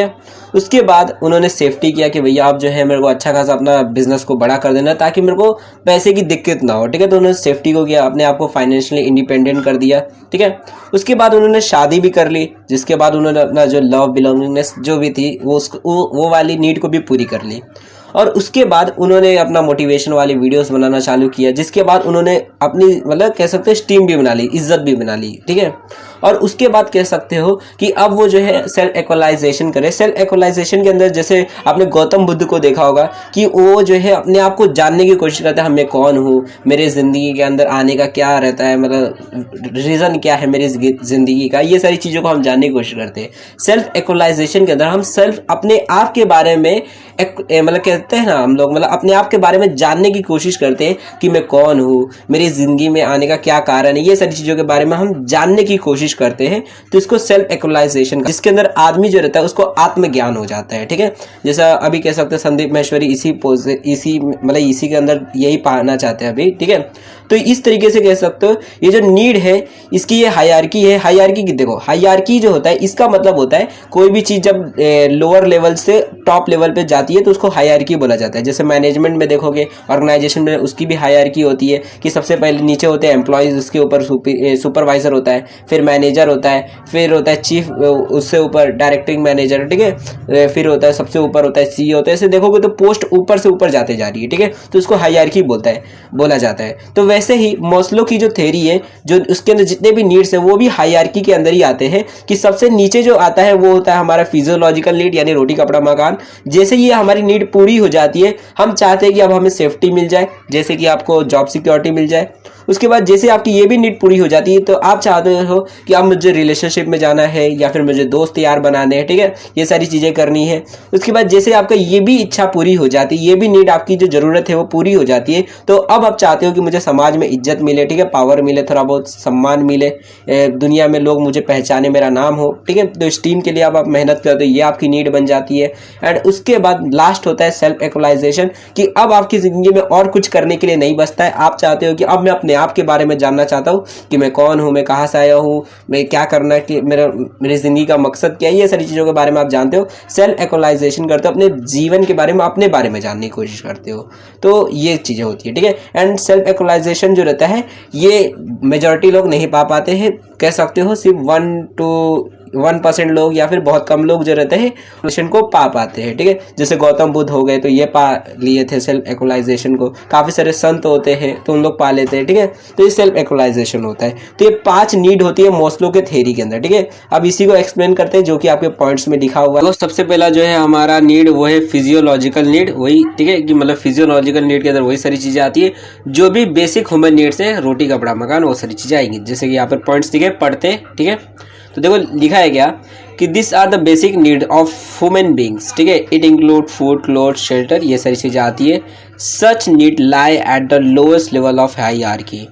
ठीक है, मतलब सबसे नीचे लेवल पे आती है हमारी। According to Maslow such needs are satisfy first and other needs. ठीक है, मतलब क्या यहाँ पर ये बोला गया है कि देखो जो मास्लो है हमारे, उनके हिसाब से जब तक आपकी ये वाली जो नीड है, यानी क्या, जब तक आपकी ये जो हमारी फिजियोलॉजिकल नीड है, यानी रोटी कपड़ा मकान, ये वाली जो नीड है, जब तक आपकी पूरी नहीं होती तब तक आप इनमें से कोई भी नीड को हाथ नहीं लगाओगे। मतलब दूसरी नीड्स को आप चाहोगे ही नहीं कि मेरे को वो नीड मिले। ठीक है, आप जब तक आपकी ये नीड पूरी नहीं होती। जैसे अगर मान लो यही आदमी जो था जिसको रेगिस्तान में पड़ा हुआ है, प्यास लगी है, भूख लगी है, एंड इस आदमी को अगर मान लो कोई आदमी बोलता है देख भाई अगर तू ये काम करेगा ना तो तेरे को लोग पहचानेंगे, तेरे को इज्जत मिलेगी। या फिर दूसरा भी कुछ मान लो कि अगर मान लो ये बहुत ज़्यादा प्यास है, प्यास से मरने वाला है, इसको पानी चाहिए। ठीक है, ये इसकी फिजियोलॉजिकल नीड है कि मुझे पानी चाहिए, कुछ भी बोलो करने के लिए मैं करूँगा, मुझे पानी दे दो। ठीक है, अब एक आदमी आता है जो कि इसको बोलता है देख भाई अगर तू ये काम करेगा तो मैं तेरे को एक लड़की दूंगा, या फिर जो भी तेरे से मतलब शादी करवा दूंगा जिससे भी। ठीक है, और अगर तेरे को तेरा ये जो सोशल तेरे को पूरा करना है तो तू मेरा ये काम कर दे, मैं तेरे को लड़की दूंगा शादी करने के लिए। ठीक है, अब ऐसे टाइम पर ये जो लड़का रहेगा ये बोलेगा मैं भागी इधर से, मेरे को पहले प्यास लगी है, पानी दे रहा है तो बात कर। ठीक है, तो जब तक आपकी ये जो फिजियोलॉजिकल नीड पूरी नहीं होती है तब तक आप इनमें से कोई भी नीड को मतलब इससे आप मोटिवेट फील नहीं करोगे। ठीक है, तो जैसे कि अगर मान लो कोई आपको बोल दे, जैसे अगर मान लो ये आदमी है, ये आपको बोलता है अगर तू मेरा कोई काम करके दे देगा आज तो मैं तेरे को अभी खाना दे दूंगा। ठीक है, और वहीं पे दूसरा आदमी है जो कि बोलता है देख भाई तेरे को 4-5 जगह देखना पड़ेगा, चेकिंग करनी पड़ेगी, तेरे को फिक्स काम मिलेगा कि नहीं मिलेगा। तो ये बोलेगा एक काम करता हूँ पहले मैं इसी का काम कर देता हूँ कि खाना मिल जाए, उसके बाद ढूंढूंगा कि कोई फिक्स काम मिले ना मिले। ठीक है, तो देखोगे तो यहाँ पर यही मास्लो कहते हैं कि जब तक आपका ये जो फिजियोलॉजिकल नीड है ये पूरा नहीं हो जाता तब तक आप दूसरे जो अदर नीड्स है उनको उनकी मदद से आप मोटिवेट फील नहीं कर सकते। तो एक बार जैसे ये सेटिस्फाई हो जाते हैं उसके बाद आप बाकी की नीड से मोटिवेट फील करोगे। ठीक है, तो जैसे यहाँ पर बोला गया, एग्जाम्पल दिया गया है, जैसे government of India has implemented the rural housing scheme known as the Indira Awas Yojana with an aim to provide shelter to the people below poverty line, also to provide food and food to the poor. The government has implemented public distributed system where poor people are provided with food items and non-food items subsidized price through fair price shop। मतलब क्या, यहाँ पर ये बोला गया है कि हमारी जो गवर्नमेंट ऑफ इंडिया है, जैसे कि देखो हमारी जो गवर्नमेंट ऑफ इंडिया है, मतलब हमारी जो गवर्नमेंट है, उन्होंने ये मतलब एक कह सकते हो योजना बनाई थी, इंदिरा आवास योजना, जिसके तहत लोगों को कह सकते हो फ्री में, जो गरीब लोग हैं, आपने सुना होगा फ्री में घर मिल रहा है लोगों को, जो गरीब लोग हैं उनको फ्री में घर दिया जा रहा था जो बहुत ज़्यादा गरीब है। ठीक है, काफ़ी सारे लोगों को मतलब ये जो पब्लिक डिस्ट्रीब्यूशन सिस्टम है या फिर कह सकते हो इसके तहत जो है लोगों को जो है फ्री में खाना भी दिया जा रहा था, कुछ थोड़ा बहुत राशन भी दिया जा रहा था। अभी देखो लॉकडाउन था तो उसमें भी राशन फ्री में दिया जाता है जिसके पास राशन कार्ड था। ठीक है, कुछ चीज़ें रहती है जो नॉन फूड आइटम्स आती है वो भी दी जाती है, जैसे केरोसिन हो गया। अब केरोसिन को आप डायरेक्टली खाते नहीं हो लेकिन उसकी मदद से आप फूड बनाते हो। ठीक है, खाना बनाते हो। तो ऐसी सारी चीज़ें जो रहती है गवर्नमेंट लोगों को बांटती है, देती है, ताकि उनकी ये जो फिजियोलॉजिकल नीड है वो पूरी हो सके। ठीक है, ठीक है, देखो दूसरा जो हमारा नीड जो है वो है सेफ्टी एंड सिक्योरिटी नीड। ठीक है, तो देखो सेफ्टी एंड सिक्योरिटी नीड के अंदर दो टाइप के नीड्स बताए गए हैं। देखो सबसे पहले ऊपर में लिखा गया है कि this need come second on the hierarchy of need, मतलब ये सेकंड नंबर पे आता है। इसके अंदर दो टाइप की नीड्स बताए गए, जरूरतें बताई गई है। ठीक है, मतलब सेफ्टी के अंदर। ठीक है, तो एक होता है फिजिकल सेफ्टी और एक होता है हमारा फाइनेंशियल सिक्योरिटी। ठीक है, फिजिकल सेफ्टी के अंदर मतलब आपकी शरीर आप सेफ हो तो आप उस सेफ्टी को वो आपकी ज़रूरत बन जाती है। जैसे अगर मान लो आप एक ऐसे एरिया में हो जहाँ पर रोज मारकाट होती है, लोग दंगे फसाद करते रहते हैं, किसी का भी मर्डर हो जाता रहता है ना, कोई कोई एरिया जो बदनाम रहता है कि यहाँ पर मर्डर वर्डर होते रहते हैं। ठीक है, तो आप वैसे एरिया में रहते हो। अब वहाँ पर मान लो मजबूरी में आपने अपने फिजिकल नीड को पाने के लिए, मतलब मान लो वहीं पर आपको खाना पीना फ्री मतलब मिल रहा था, तो आप वहाँ पर खाना पीना लेने के लिए तो चले गए, लेकिन जैसे ही आपकी ये नीड पूरी हो जाएगी आप तुरंत सोचोगे मैं यहाँ से भाग जाऊँ। ठीक है, और कोई सेफ जगह पर चला जाओ। ठीक है, तो सेफ्टी नीड के अंदर ये आता है फिजिकल नीड, मतलब फिजिकल सेफ्टी जो है ये वो नीड है जो कि आपको मतलब आपकी बॉडी को आपको सेफ रखता है। ठीक है, जैसे कि अगर हो गया सेफ नाइबरहुड की आपके आस पड़ोस वाले जो है वो अच्छे हो, आपको मर्डर ना कर दे, मालूम पड़ा कोई आस पड़ोस वाले सब गुंडे ही आपको मार दिए। ठीक है, डिजास्टर मैनेजमेंट से प्रोग्राम से रिलेटेड कि मतलब कुछ कुछ जगह होती है जहाँ पर हमेशा डिजास्टर होते रहता है, तो आपको ऐसी जगह पर रहना है जहाँ पर बहुत कम डिजास्टर होते हो। ठीक है, effective police force and proper enforcement of law, आप ऐसी जगह पर रहना चाहोगे जहाँ पर अच्छा खासा लॉ एंड ऑर्डर हो, जहाँ पर क्रिमिनल्स उतने ना हो, लॉ को फॉलो किया जाता हो, पुलिस फोर्स वहाँ पर पुलिस अच्छे से काम करती हो, ठीक है। तो ये फिजिकल सेफ्टी के अंदर आता है। एंड फाइनेंशियल सिक्योरिटी जो है उसके अंदर ये आता है कि भैया आपको पैसे से रिलेटेड कोई दिक्कत ना हो। आप ये चाहोगे कि मेरे पास एक परमानेंट स्टेबल जॉब हो, मतलब जैसे सरकारी नौकरी हो गई, ठीक है, और आपके पास एक इंश्योरेंस पॉलिसी, मान लो आप ये सोचते हो कि मेरे पास इंश्योरेंस पॉलिसी होनी चाहिए, मालूम पड़ा कल मर गया तो फिर मेरे घर वालों को क्या होगा। तो ये फाइनेंशियल सिक्योरिटी के अंदर आता है, ठीक है। तो ये हमारी दूसरी नीड। उसके बाद जो तीसरी नीड है वो हमारी है सोशल नीड, ठीक है। सोशल नीड में क्या आएगा, तो human being also feel that need to belong to a group और community. Nobody would prefer to live in isolation. Isolation का मतलब होता है अकेला रहना, ठीक है, कि कोई भी आदमी नहीं चाहता है कि वो अकेला रहे, हर कोई चाहता है कि मैं ग्रुप में रहूं, सोसाइटी के अंदर रहूं, ठीक है। तो they prefer to be loved for and cared by others, कि हर जो है कोई आदमी जो है वो ये चाहता है कि मुझे भी प्यार करे लोग, मुझे भी लोग पसंद करे, मेरी भी कोई केयर करे, ठीक है, हर कोई ये चाहता है। एंड इसके लिए वो जो आदमी रहता है वो फैमिली मेंबर, अपने फैमिली बनाता है, ठीक है, जिसके अंदर उसके मेंबर्स होते हैं, अपने आस पड़ोस के साथ अच्छे रिलेशन रखता है, ठीक है, ताकि मतलब उनसे वो अच्छी तरीके से बातचीत कर सके, अपने बनाता है सुपीरियर्स एंड जो मैनेजर्स होते हैं उनके साथ अच्छे रिलेशन बनाता है, ताकि उनसे वो बातचीत कर सके और अपने दोस्त यार बना सके, ठीक है। सोशल नीड जो उसकी है, सामाजिक नीड जो है वो पूरी कर सके। तो ये हमारी मतलब थर्ड नीड होती है, जिसके आगे देखो लिखा है कि in order to fulfil their social need people can become member और सोशल क्लब और can become member of some community और रिलीजियस ग्रुप, ठीक है, कि अगर कोई चाहता है कि मैं जो है अपनी सोशल नीड को पूरी करूं, मतलब कि मुझे समाज के अंदर हिस्सा बनना है, तो उसके लिए वो कुछ भी कर सकता है। जैसे मान लो कोई सोशल ग्रुप में मेंबर बन जाएगा, ठीक है, मतलब कोई भी ग्रुप है, बुढ़े लोग का ग्रुप है तो आप भी उसके अंदर मेंबर बन गए, या फिर मान लो आपके कॉलेज के अंदर दो लड़के लोग का ग्रुप है तो आप भी बोले मैं भी तुम्हारे ग्रुप के अंदर आ रहा हूँ, ठीक है। तो इस तरह से हम ग्रुप के अंदर चले जाते हैं। कोई रिलीजियस ग्रुप होता है उसके अंदर भी हम ऐड हो जाते हैं, कोई कम्युनिटी का ग्रुप होता है, तो इस तरह से ग्रुप में हम जुड़ जाते हैं ताकि हम सोशली सबसे अटैच हो जाए, हम भी दोस्त बनाए, हम भी मतलब लोगों से जुड़ सके, ठीक है। तो ये हमारी सोशल नीड होती है। तो ये हमारी तीसरी नीड होती है। नेक्स्ट नीड होती है हमारी स्टीम नीड, ठीक है, जो कि 4th नंबर पे आती है। इसके अंदर क्या होता है, तो it refer to ego need, ठीक है, मतलब ये थोड़ा रहता है ना, हमारे अंदर इज्जत हमें चाहिए रहती है, ठीक है, कि लोग अगर मान लो कोई आपको बेइज्जत करके चला जाता है तो आपको अच्छा नहीं लगा, आपको लगेगा कितना मतलब घटिया आदमी है, इसने मेरे को बेइज्जत करके चला गया। तो स्टीम नीड के अंदर रहता है कि आप चाहते हो कि सारे लोग जो है मुझे इज्जत दें, मुझे मतलब थोड़ा सुपीरियर समझे, मैं ज़्यादा उनसे बड़ा हूँ, ये लोग मुझे समझे, मतलब ये एक टाइप में ईगो नीड होता है कि मुझे ईगो अपनी बढ़ानी है, ठीक है, मुझे इज्जत चाहिए, लोग मुझे पहचाने, जाने, मेरा भी नाम हो। तो people want that other should respect them, कि हर कोई चाहता। People would also prefer to prize and recognise from other, कि वो चाहता है कि लोग मुझे तारीफ करें, लोग मेरी वाहवाही करें कि हाँ क्या महान आदमी है, ठीक है। तो they want that other should have good opinion about them, कि लोग चाहते हैं कि हमारे बारे में लोग अच्छा सोचे कि हाँ क्या पुण्य आत्मा है, कितने महान आदमी है, लोग ऐसी ऐसी बातें करें मेरे बारे में, ठीक है। तो ये जो उनकी इच्छा है इसी को कहा जाता है स्टीम नीड, ठीक है। जैसे कि यहाँ पर बोला गया the esteem need are fulfilled when, जैसे लिखा है कि people enjoy status in the society, कि अगर कोई आदमी जो है अपना स्टेटस इंजॉय कर पा रहा है सोसाइटी के अंदर तो मतलब उसका स्टीम नीड पूरा हो रहा है। जैसे कि स्टेटस मतलब होता है समाज के अंदर नहीं, इज्जत रहता है स्टेटस, कि अब देखा होगा आपने अपने आसपास में कि आपके गली मोहल्ले में कोई रहता है बुढ़ा या फिर कोई भी बुढ़ी रहती है जिनको सबसे ज़्यादा इज्जत दी जाती है, ठीक है। तो ऐसे जो लोग होते हैं वो स्टीम नीड जो है उनकी पूरी हो रही है, ठीक है, ये मतलब है। उसके बाद नेक्स्ट होता है कि people are appreciated for their good work, ठीक है। कोई लोग होते हैं अगर कोई अच्छा काम कर देते तो लोग उनको वाहवाही करते कि वाह क्या अच्छा काम किया तुमने। तो ऐसे टाइम पर वो जो आदमी रहता है वो भी अपनी स्टीम नीड को एंजॉय कर रहा रहता है जब लोग आपकी वाहवाही भी करते हैं, ठीक है।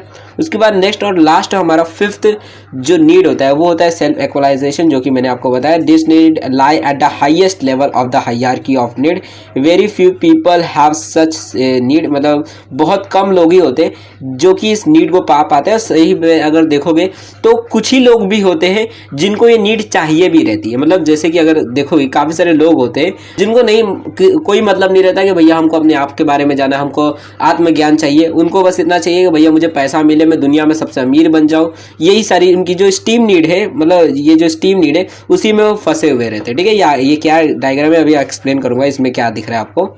ये ओके। तो देखो, तो ज़्यादातर लोग जो है वो अपनी स्टीम नीड में ही उसी को फुलफिल करने में ही लगे हुए कि मुझे सबसे ज़्यादा सबसे अमीर बनना है, सबसे पावरफुल बनना है, लोग सबसे ज़्यादा स्टेटस मेरा ही सबसे बड़ा हो, ठीक है, मैं ही दुनिया में सबसे बड़ा आदमी बन जाऊँ, मुझे इससे कोई मतलब नहीं है, मुझे आत्मज्ञान मिले ना मिले, भाड़ में गया आत्मज्ञान, ठीक है। तो काफ़ी सारे लोग को तो ये नीड ही नहीं रहती कि हमको इससे कोई मतलब भी है, ठीक है। तो पहली बात तो बहुत कम लोग ही होते हैं जिनको ये सच में नीड रहती है कि भैया हमको अपने आप के बारे में जाना है, और such need induce a person to accomplish something special which other have not done, ठीक है।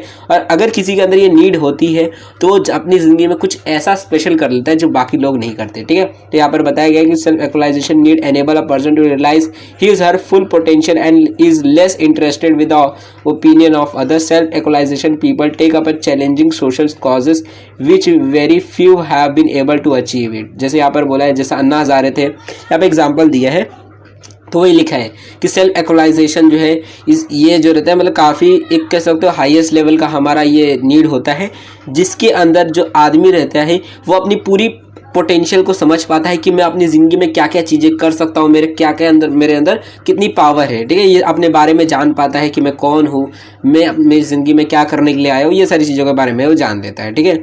और वो बहुत बड़े बड़े काम कर पाता है जब उसके सेल्फ एक्चुलाइजेशन को पा लेता है, जो कि दूसरों के लिए नामुमकिन होता है, ये यहाँ पर बोला गया है। और यहाँ पर एग्जाम्पल दिया गया है अन्ना हजारे का, ठीक है। अन्ना हजारे कौन थे, तो ये कह सकते हो एक नेता थे अन्ना हजारे, आपने सुना भी होगा, अन्ना हजारे नाम सुना होगा, नहीं भी देखा होगा तो ओके। आप चाहो तो गूगल पे सर्च मार सकते हो बाद में। तो अन्ना हजारे जो थे, इन्होंने किया क्या था, देखो ये काफ़ी एक कह सकते हो थोड़े फेमस नेता थे। इन्होंने क्या किया था कि एक लोकपाल बिल था, इसको पास करवाया था पार्लियामेंट के अंदर, ठीक है। अब इसको पास करवाने में इतना बड़ा काम क्या है, तो पास कैसे करवाया था कि इन्होंने धरने पे बैठे थे और काफ़ी दिनों तक इन्होंने खाना नहीं खाया था, ठीक है। रहते ना ऊपर धरने पे बैठ गए, हम कुछ खाएंगे नहीं, हम अन्न जल त्याग देंगे, ठीक है, वही सारी चीज़ करके इन्होंने ये लोकपाल बिल जो था इसको पास करवाया था, ठीक है। अब इस लोकपाल बिल में इतना क्या खास था ये आपको बता देता हूँ। तो देखो लोकपाल, पहली बात लोकपाल बिल है क्या ये आपको बता देता हूँ। देखो काफ़ी सारी जगहों पे आप जाते हो, जैसे अगर मान लो आप जाते हो पुलिस स्टेशन में, आप जाते हो कोई भी सरकारी काम करवाने के लिए, तो वहाँ पर हो सकता है आपको घूस देना पड़ता हो, ठीक है, नहीं रहता, आपको ब्राइबरी देनी पड़ती है, घूस देनी पड़ती है काम करवाने के लिए, ठीक है। तो ऐसे ही टाइम पर ये इस चीज़ को हटाने के लिए कि आपको ब्राइबरी देनी पड़ रही है, आपको घूस देना पड़ रहा है, और इस घूस को कम किया जाए, करप्शन को कम किया जाए, तो उसके लिए ये जो लोकपाल बिल जो है ये था, ठीक है। लोकपाल बिल में था क्या कि एक अथॉरिटी बनाई जाएगी, कह सकते हो गवर्नमेंट की अथॉरिटी, जो कि ये करेगी, मतलब इस चीज़ की निगरानी रखेगी कि कहीं पे भी करप्शन ना हो, और अगर कहीं पे करप्शन होता है तो आप चाहो तो जाकर वहाँ पर कंप्लेन कर सकते हो कि यहाँ पर करप्शन ये हो रहा है। आपके पास अगर सबूत रहेगा कि हाँ भाई मेरे से वो पैसा मांग रहा था, तो आप वहाँ पर जाकर वो जो अथॉरिटी रहेगी जो भी लोकपाल की, वहाँ पर जाओगे, वहाँ पर वो आदमी लोग बैठे रहेंगे और वो जो है आपकी बात को सुनेंगे, जांच पड़ताल करेंगे, 3 महीने के अंदर सारी चीज़ें वो क्लियर करेंगे, और उसके बाद अगर पता चलता है कि हाँ भाई यह जो आदमी है सच में करप्शन कर रहा था, तो उसकी पोस्ट भी हटेगी और उसके ऊपर कार्रवाई की जाएगी, ठीक है। तो लोकपाल मतलब इसी से रिलेटेड, करप्शन से रिलेटेड था, ओके। अब हुआ क्या, देखो ये लोकपाल बिल जो था काफ़ी अच्छा था, मतलब कह सकते हो करप्शन को कम करने के लिए है ये, मतलब ये था, ठीक है। तो ये जो लोकपाल बिल था ये लगभग मतलब कह सकते हो मेरे में भी 2014 या फिर इसके आसपास शायद से पास करवाया गया था, ठीक है, मैं याद नहीं है डेट फिक्स अच्छे से। तो ये लोकपाल बिल उस टाइम पे पास करवाया गया था, ठीक है, 2014 में ही, हाँ 2014 में ही शायद से पास करवाया गया था लोकपाल बिल को। तो ये जो लोकपाल बिल था, ओके। अब इसके अंदर इतना खास क्या था, देखो लोकपाल बिल जो है वो पार्लियामेंट में कोई पहली बार नहीं आया था जो पास होने के लिए, ठीक है। ये टोटल देखोगे तो कई बार आ चुका है, 5-6 बार पार्लियामेंट में आया था लोकपाल बिल पास होने के लिए, लेकिन हर बार पार्लियामेंट से इसको हटा दिया जा रहा था, लोकपाल बिल को पास ही नहीं कर रहे थे, ठीक है, मतलब हर बार। तो ये कब से आ रहा था, तो देखो 1963 में पहली बार लोकपाल बिल को पार्लियामेंट में लाया गया था कि भैया हमको जो है लोकपाल बनाने चाहिए ताकि करप्शन को कम किया जाए, ठीक है। तो उस टाइम पे जो भी नेता लोग थे उन्होंने इतना इंटरेस्ट नहीं दिखाया, तो उस टाइम पर भी ये हट गया, ठीक है, मतलब उस टाइम पर भी पार्लियामेंट में आया लेकिन इसको पास नहीं किया गया। फिर नेक्स्ट टाइम फिर से कुछ समय बाद वापस से इसको पार्लियामेंट में लाया गया कि हमें लोकपाल बिल को पास करना है, फिर से इसको हटा दिया गया था, फिर से मतलब कह सकते हो कि बहुत बार पार्लियामेंट के अंदर ये वाला जो लोकपाल बिल है ये आया था पास होने के लिए, लेकिन पार्लियामेंट में बार बार ये हट जा रहा था, मतलब हटा दे रहे थे, इसको पास ही नहीं कर रहे थे। तो लास्ट में हार मानकर ये जो अन्ना हजारे थे इन्होंने मतलब धरने पे बैठ गए कि भैया मतलब कह सकते हो काफ़ी दिनों तक उन्होंने कुछ खाया नहीं और धरने पे बैठने की वजह से गवर्नमेंट को ये बात माननी पड़ी और फिर लास्ट में लोकपाल बिल जो था वो पास हो गया पार्लियामेंट में 2014 में मेरे ख्याल से, ठीक है। तो 2014 में पार्लियामेंट में लोकपाल बिल पास हो गया। तो कैसे देखोगे तो ये जो अन्ना हजारे थे इन्होंने ऐसे काम कर लिए जो और लोगों ने काम नहीं कर पाए, ठीक है। तो अन्ना हजारे ये जो इनकी जो सेल्फ एक्चुअलाइजेशन, उनको ये पता था कि मुझे जो है अपने लोगों के लिए मुझे कुछ करना है, ठीक है। मेरी जिंदगी आने का मकसद यही है कि मुझे लोगों के लिए करना है। मैंने सारी चीजें कर ली, अब मुझे अपना सेल्फ एक्चुअलाइजेशन करना है। तो यही चीजें यहाँ पर बताया गया है यहाँ पर, ठीक है। तो ये थी चीज़ें, ठीक है। मैं भी समझ आ गया होगा लोकपाल बिल ये क्या है, ओके। अब देखो यहाँ पर नेक्स्ट आप बताया गया है कि देखो in 1990s 3 more need were included in hierarchy of need theory. मतलब क्या, देखो यहाँ पर बोला गया है कि देखो 1990 जो था हमारा, मतलब 1990s में बाकी देखो स्टार्टिंग में तो देखो वो मोस्लो की थ्योरी के अंदर टोटल सिर्फ यहाँ पर मतलब हमारे 5 ही, मतलब टोटल 5 ही हमारे हायरार्की के अंदर नीड थे, ठीक है, मोस्लो के थ्योरी के अंदर। बट 1990 में अगर आप देखोगे 1990 में तो टोटल इसके अंदर और 3, मतलब टोटल अब 8 यहाँ पर नीड हो गए हायरार्की के अंदर, कह सकते हो। मतलब डायरेक्टली इतना बोलना है कि मोस्लो की जो थ्योरी है नीड हायरार्की, उसके अंदर और 3 मतलब नीड्स जो है वो 1990 में डाल दी गई, ऐड कर दी गई, इंक्लूड कर दी गई इसके अंदर, कि वो जो नीड्स है वो भी एक आदमी को मोटिवेट करती है कुछ काम करने के लिए, ठीक है, वो सारी भी नीड्स, ठीक है। तो इनकी नीड हायरार्की में और 3 को डाल दिया गया था। एंड आपको बता दूं ये जो 3 नीड हायरार्की है, मतलब ये जो 3 और नीड इसके अंदर डाली गई है इस हायरार्की के अंदर, वो मोस्लो ने ही स्टडी की थी, उसके बारे में उन्होंने ही मेंशन किया था, लेकिन इसे डाला उन्होंने नहीं था, मतलब उन्होंने नहीं डाला था इसको, ठीक है। इसको बाद में किसी और बाकी लोगों ने डाल दिया था, ठीक है, मोस्लो के थ्योरी के अंदर।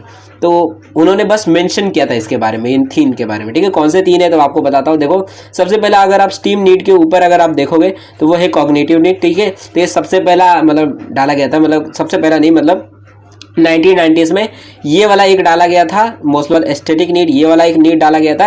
एंड ये वाला जो नीड है ट्रांसेंडेंसी नीड, इसको डाल दिया गया और कहा गया कि सेल्फ एक्चुअलाइजेशन से भी जो ऊपर वाली जो नीड है वो है ट्रांसेंडेंसी नीड, ठीक है। और ये सबसे ऊपर आ गया, ठीक है, और सेल्फ एक्चुअलाइजेशन थोड़ा नीचे आ गया। और टोटल अब है जो है नीड है वो 8 नीड है, ठीक है। पेपर में अगर आपको आता है कि write down the theory of Maslow theory of self actualization, तो आपको ये पूरी थ्योरी लिखनी होगी, ठीक है। मतलब 8 के 8 लिख देना, अच्छे से मार्क्स मिल जाएंगे, ठीक है। तो अब बाकी ये जो 3 है उसको भी एक्सप्लेन कर देते हैं। अब ये नीड क्या क्या है। तो देखो सबसे पहला जो नीड है वो है कॉग्निटिव नीड, ठीक है। तो देखो कॉग्निटिव नीड का मतलब क्या होता है, पहले इसको समझा देता हूँ। तो कॉग्निटिव नीड का मतलब होता है ये एक ऐसी नीड होती है जैसे ही आपकी स्टीम नीड खत्म हो जाती है, कि मतलब अब आपका नाम भी हो गया है, आप फेमस भी हो गए पूरे दुनिया के अंदर, जैसे आप एलोन मस्क है तो पूरी दुनिया में आप फेमस हो चुके हैं, ठीक है। अब उसके बाद अब कौन सी नीड आएगी, तो अब जैसे ही आपका फेमस होने की नीड खत्म हो जाएगी, आप पूरी अब दुनिया में फेमस हो चुके हो और आपकी ये भी इच्छा पूरी हो जाती है। अब आप चाहते हो कि मैं ये जानूं कि मेरी जिंदगी का मकसद क्या है, ठीक है, मैं क्यों आया हूं। आप ये जानने की कोशिश करोगे दुनिया क्या है, दुनिया के बारे में और इन्फॉर्मेशन नॉलेज इकट्ठा करने की कोशिश करोगे, दुनिया को जानने की कोशिश करोगे, ठीक है, दुनिया भर में घूमोगे, ये सारी चीजों करोगे। तो इसी को कहा जाता है कॉग्निटिव नीड, ठीक है, कि दुनिया के बारे में आप जानना चाहोगे कि मेरा इस दुनिया में आने का क्या मकसद है, ये सारी चीजें, ओके। तो ज्यादा से ज्यादा इंफॉर्मेशन आप कह सकते हो हम निकालने की कोशिश करते हैं, कॉग्निटिव नीड के अंदर इंफॉर्मेशन की तलाश करते हैं, ठीक है। ये ऐसी नीड होती है, अच्छे से समझाता हूँ, आपको समझ आएगा कि this need is placed 5th in the hierarchy of need of steam, ठीक है। मतलब क्या कि हमारी ये जो मतलब हायरार्की, जो नीड हायरार्की है, मतलब ये वाली जो ट्रायंगल आपको दिख रहा है, तो ये जो नीड हायरार्की है इसके अंदर हमारा ये जो कॉग्निटिव नीड है वो 5th प्लेस पे आता है स्टीम नीड के ऊपर, ठीक है। तो ये 5th प्लेस पे आता है। जैसे ही आपकी स्टीम नीड पूरी हो जाती है वैसे ही आप कॉग्निटिव नीड को पाने के लिए निकल पड़ते हो। इसके अंदर होता क्या है, तो लिखा है कि it include search for knowledge and meaningful life, मतलब मीनिंगफुल लिविंग, मतलब कि आप अपनी जिंदगी को जीने का आपका जो मकसद है उसको ढूंढने की कोशिश करते हो कि मेरी जिंदगी का क्या मतलब है, और उससे रिलेटेड आप नॉलेज को ढूंढते हो, ठीक है, कि ये दुनिया के बारे में आप जानने की कोशिश करते हो, दुनिया के बारे में इंफॉर्मेशन गैदर करते हो, अपने जो माइंड है उसको और डेवलप करते हो, ठीक है। तो at this level a person take the part toward great knowledge analysis of ideas and problem faced by him, but he find various alternative solution to solve the problem। कि मतलब इस cognitive need के अंदर होता है क्या है कि जो आदमी रहता है वो अपनी जिंदगी के अंदर जितनी भी इसकी प्रॉब्लम्स है, जो भी इसके प्रॉब्लम्स वो झेल रहा है, उनको सॉल्व करने के लिए वो डिफरेंट सॉल्यूशंस का मतलब कह सकते हो सर्च करता है, कि ढूंढता है कि कौन से क्या क्या मैं कर सकता हूँ कि मेरी ज़िंदगी के अंदर ये जितने भी प्रॉब्लम्स है, दुख है, या फिर जो भी मेरे अंदर डिप्रेशन हो है मेरे को, या फिर जो भी स्ट्रेस है, जो भी प्रॉब्लम्स मेरी ज़िंदगी के अंदर चल रहे हैं, उनको हटाया जा सके। कैसे हटा सकते हैं, तो उनकी तलाश में वो निकल पड़ता है। तो in this process he obtain greater insight by exploring various ideas and opportunity. He engage in productive thinking to contribute towards solution of meaningful problems. ठीक है, तो ऐसे टाइम पर होता है क्या है कि वो जो आदमी होता है वो कुछ ऐसे प्रॉब्लम्स के सॉल्यूशन ढूंढता है जो कि काफ़ी ज़्यादा कह सकते हो बड़े बड़े प्रॉब्लम्स होते हैं हर एक इंसान के ज़िंदगी के अंदर। ठीक है, तो कुछ प्रोडक्टिव थिंकिंग वो करता है, काफ़ी काम की चीज़ें करने लगता है ये कॉग्निटिव नीड के अंदर। ठीक है, तो ये कह सकते हो ये सेल्फ अपने ऊपर ही करता है, वो ये सारी चीज़ अपने लिए करता है। ठीक है, कॉग्निटिव नीड के अंदर।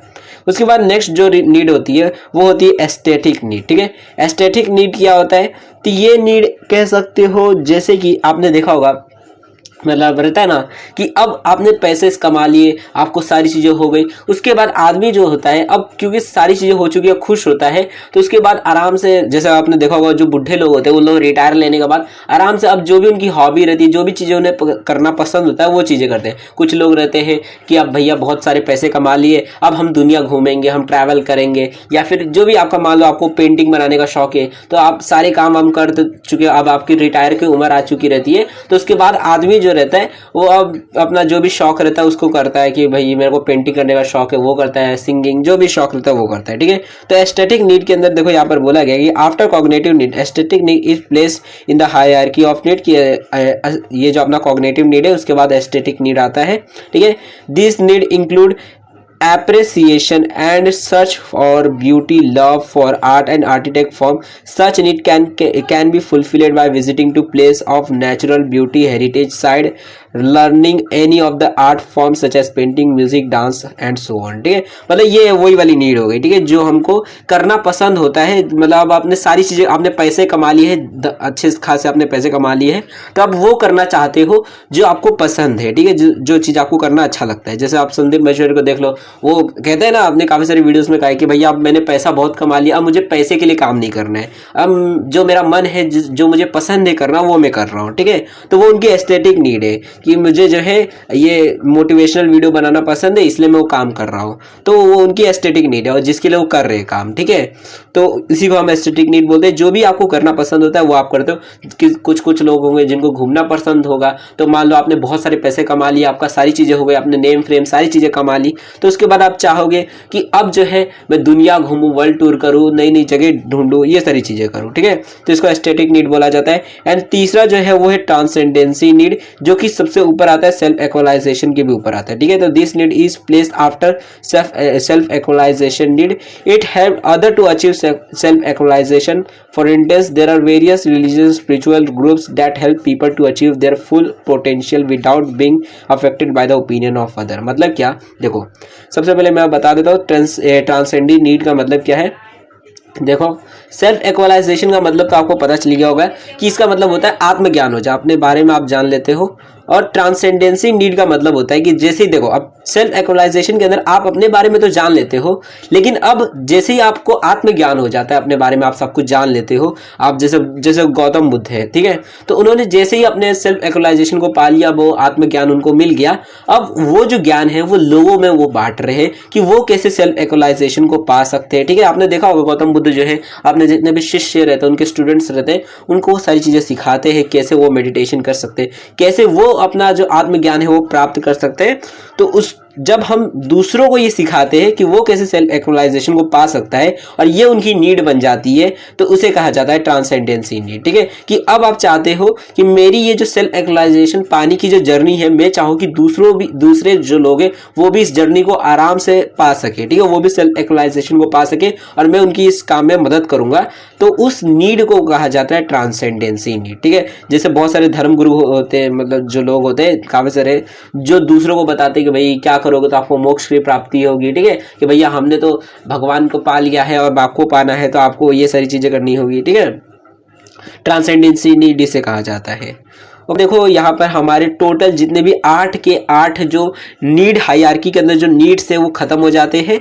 अब उसके बाद नेक्स्ट जो यहाँ पे टॉपिक है वो है silent feature of need hierarchy. मतलब क्या, मतलब हमारी ये जो नीड हायरार्की थ्योरी जो है इसके कुछ साइलेंट फीचर है जो कि आपको दिखाई देते होंगे, जो कि अभी यहाँ पे पढ़ेंगे आपको समझ आएगा कि कौन से फीचर्स है हमारे जितने भी हायरार्की के अंदर जो नीड्स है, ठीक है, मतलब इस थ्योरी के अंदर।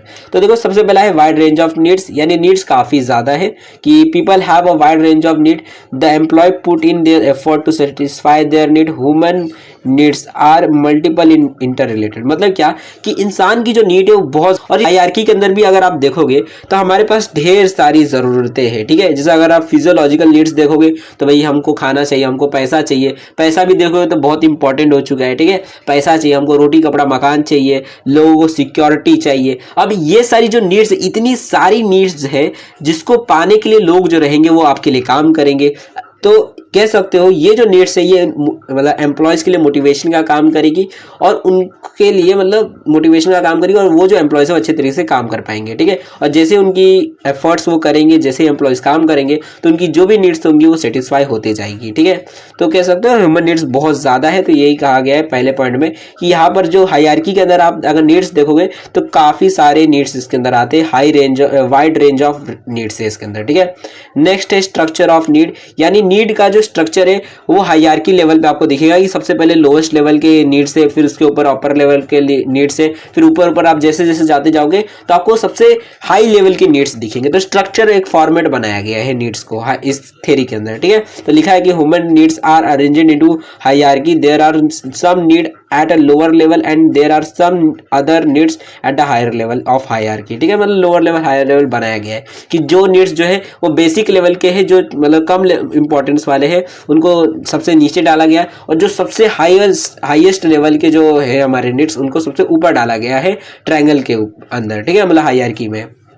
ओके उसके बाद तीसरा अगर इसका फीचर देखो वो है lower level need to be satisfy earlier. मतलब क्या कि जब तक देखोगे, जब तक कोई भी हमारी लोअर नीड, मतलब देखो यहाँ पर आपको बताता हूँ, यहाँ पर देखो जब तक हमारी ये जो नीचे वाली नीड्स जो है ये पूरी नहीं हो जाती तब तक आप ऊपर की नीड्स को पा ही नहीं सकते। जैसे अगर मान लो कि कोई आदमी है जो एकदम भूखा है, जिसको उसकी फिजियोलॉजिकल नीड ही पूरी नहीं हो रही है, तो वो क्या सोचेगा कि मुझे स्टीम नीड मिले ना मिले, मुझे सेल्फ एक्वलाइजेशन हो ना हो, पता चला भूखा खुद ही मर रहे हैं हम लोग, और इधर बात कर रहे हैं कि भैया इज्जत कमाना है क्या तुमको सोसाइटी के अंदर, ठीक है। पहले खाना दे, खाने के लिए अगर तू बोलेगा कि खून भी कर तो वो भी कर दूंगा, ठीक है। तो ऐसे टाइम पर देखोगे तो फिजियोलॉजिकल नीड जब तक पूरी नहीं हो जाती तब तक बाकी नीड्स जो रहेगी उस आदमी को मोटिवेट नहीं करेगी, ठीक है। तो ये वही यहाँ पर कहा गया है कि जब तक लोअर लेवल की जो नीड्स है सेटिस्फाई नहीं होती है तब तक बाकी नीड्स जो रहेंगे वो सेटिस्फाई नहीं होंगे, ठीक है। तो lower needs must be satisfy early, Holi और पार्टली बिफोर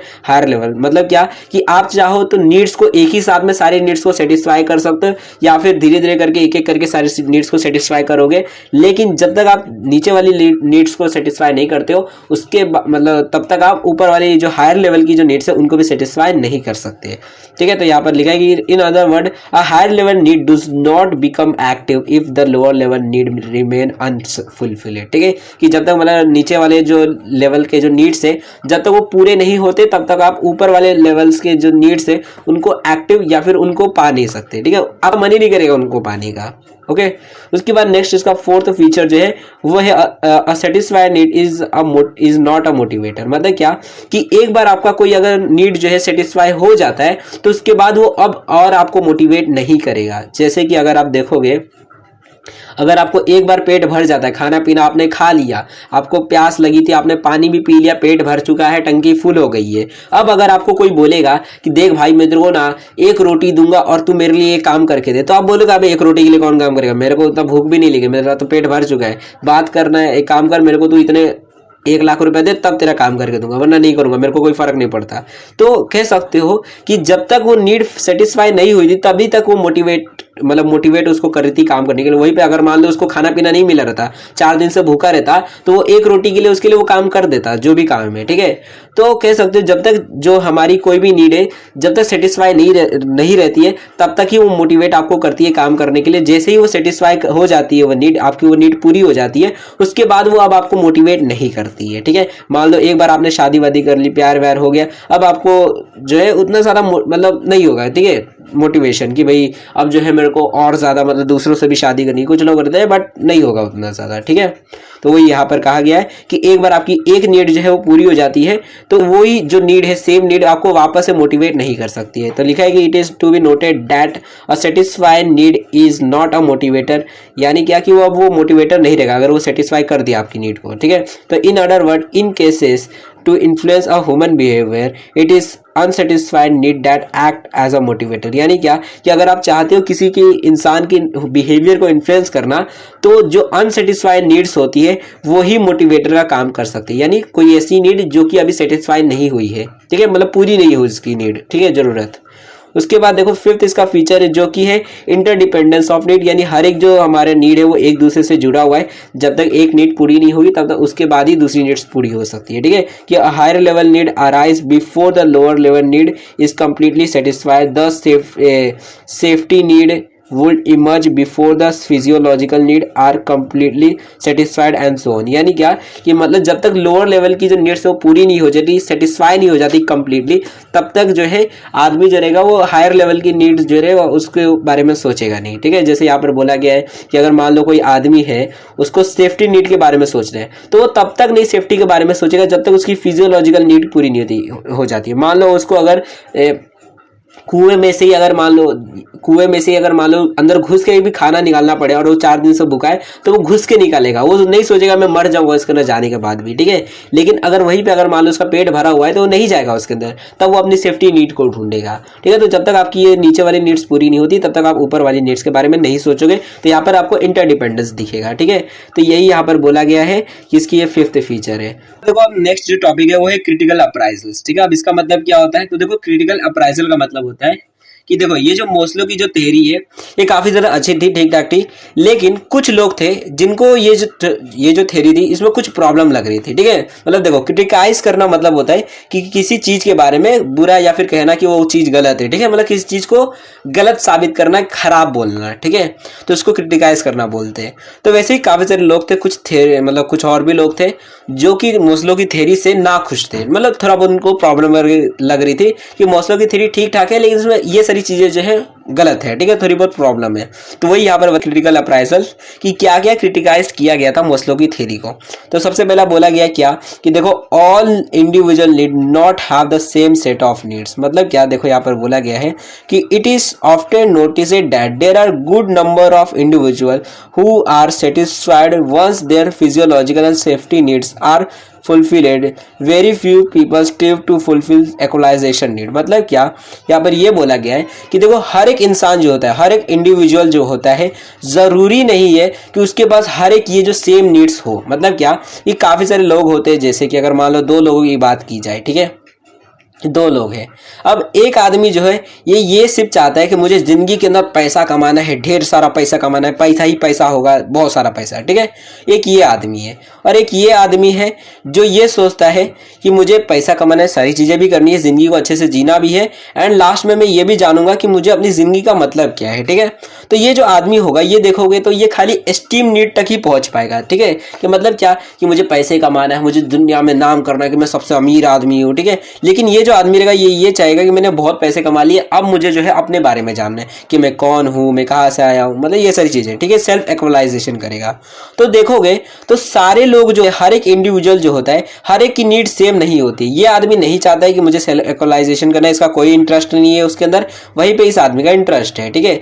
तो यहाँ पर यही कहा गया है कि हर एक आदमी जो है वो हर एक नीड नहीं चाहता है, जैसे सेल्फ एक्चुअलाइजेशन ही हो गया। काफी सारे लोग होते हैं जो कि मतलब शादी ब्याह भी नहीं करते कुछ लोग, ठीक है। तो कह सकते हो यहाँ पर हर एक जो नीड है वो हर एक आदमी के लिए नहीं है, ठीक है। कि all individual need not have the same set of need, यानी कि हर एक आदमी की जो नीड है वो सेम नहीं है सेट ऑफ नीड से, जो भी यहाँ पर 5 सेट या फिर 8 सेट दिए नीड्स के उनसे, ठीक है।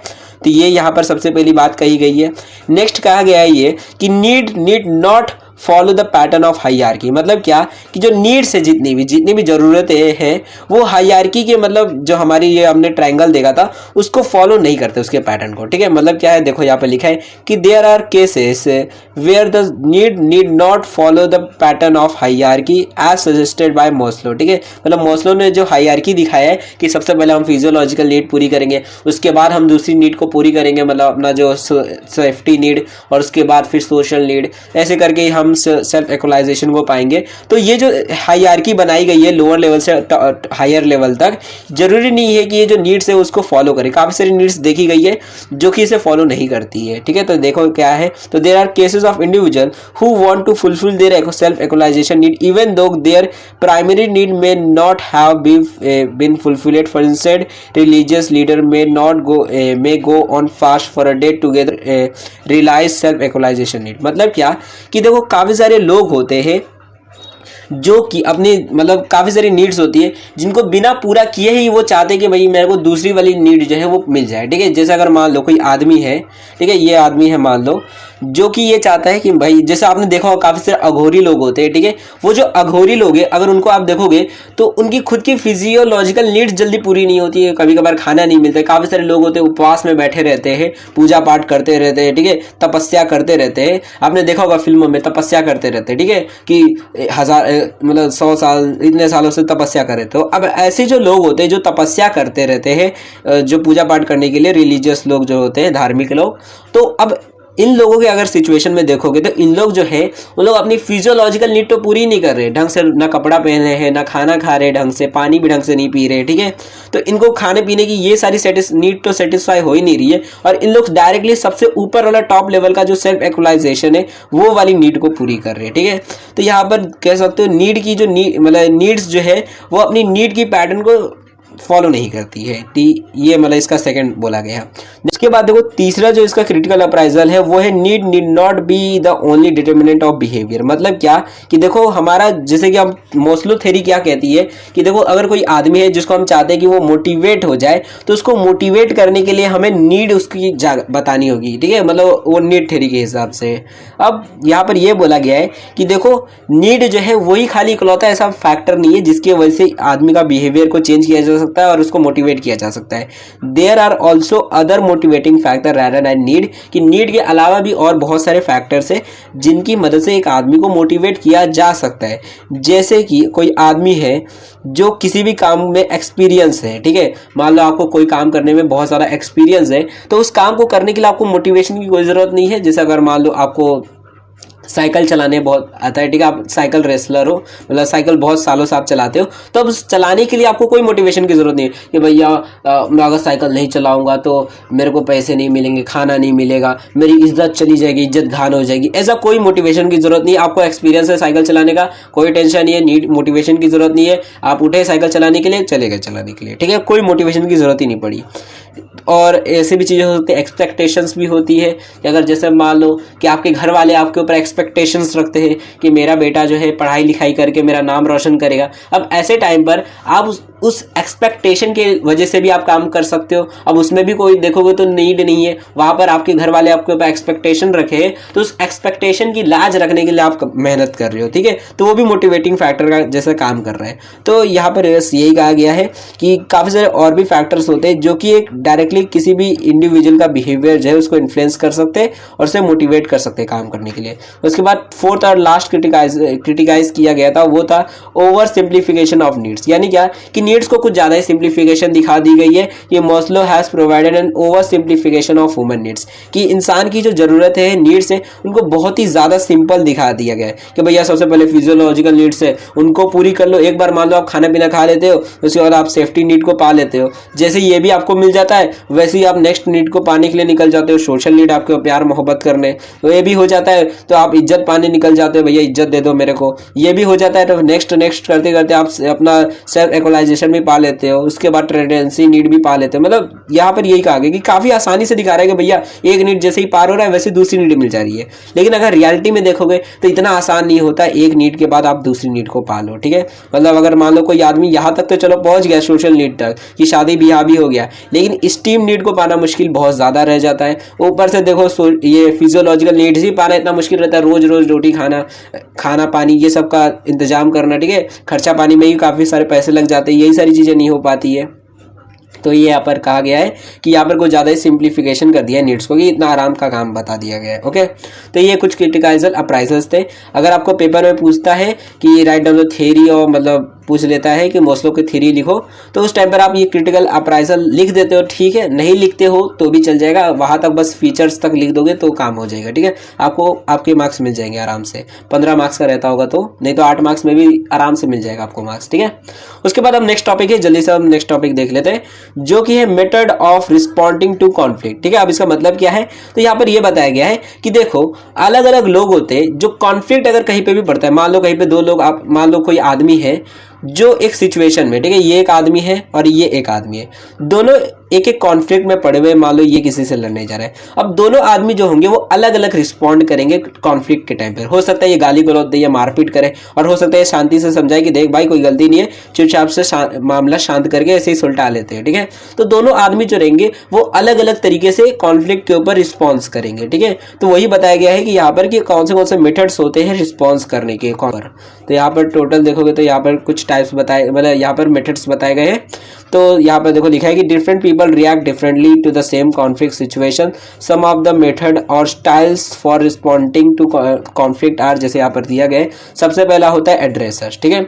एड्रेसर का मतलब होता है, यहाँ पर ये कहा गया है कि एड्रेसर मतलब वो पर्सन जो कि मतलब ट्राई करता है, एक टाइप से कह सकते हो कि addresser are people who take the initiative to address the conflict and try to resolve it. मतलब ये एड्रेसर वो आदमी होता है जो कि सबसे पहले ये सोचता है कि भैया हमको जो है इस मतलब जो भी कॉन्फ्लिक्ट है इसको सॉल्व करना है, ठीक है। मतलब कोशिश करता है कि भाई हम जो है इस कॉन्फ्लिक्ट को शांत कर दे, सॉल्व कर दे बिना लड़ाई झगड़े के, ठीक है।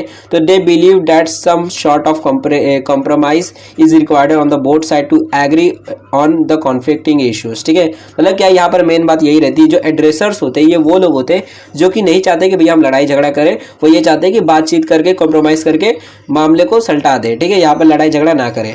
इसमें भी बोला गया है कि जो एड्रेसर्स होते हैं वो दो टाइप के होते हैं, मतलब दो एड्रेसर्स होते हैं। एक टाइप का ऐसा एड्रेसर होता है जो कि होता है फर्स्ट स्टेपर एड्रेसर, ठीक है। मतलब ये फर्स्ट स्टेपर का मतलब होता है, ये कह सकते हैं ये वो आदमी होता है जो खुद से सोचता है, बिलीव करता है कि भैया लड़ाई झगड़ा नहीं करना चाहिए और एक दूसरे पर भरोसा करके बातचीत करके मामले को सलटा देना चाहिए, ठीक है। तो मेरे खुद से जाता है बातचीत करने के लिए सबसे पहले कि देखो भाई हमको नहीं लड़ना है, जो भी बात है वो बात करके समझा लेते हैं, ठीक है। तो फर्स्ट स्टेपर मतलब ये आदमी रहता है जो खुद जाता है सबसे पहले बातचीत करने के लिए, सामने वाला इसके पास नहीं आता बातचीत करने के लिए, ठीक है।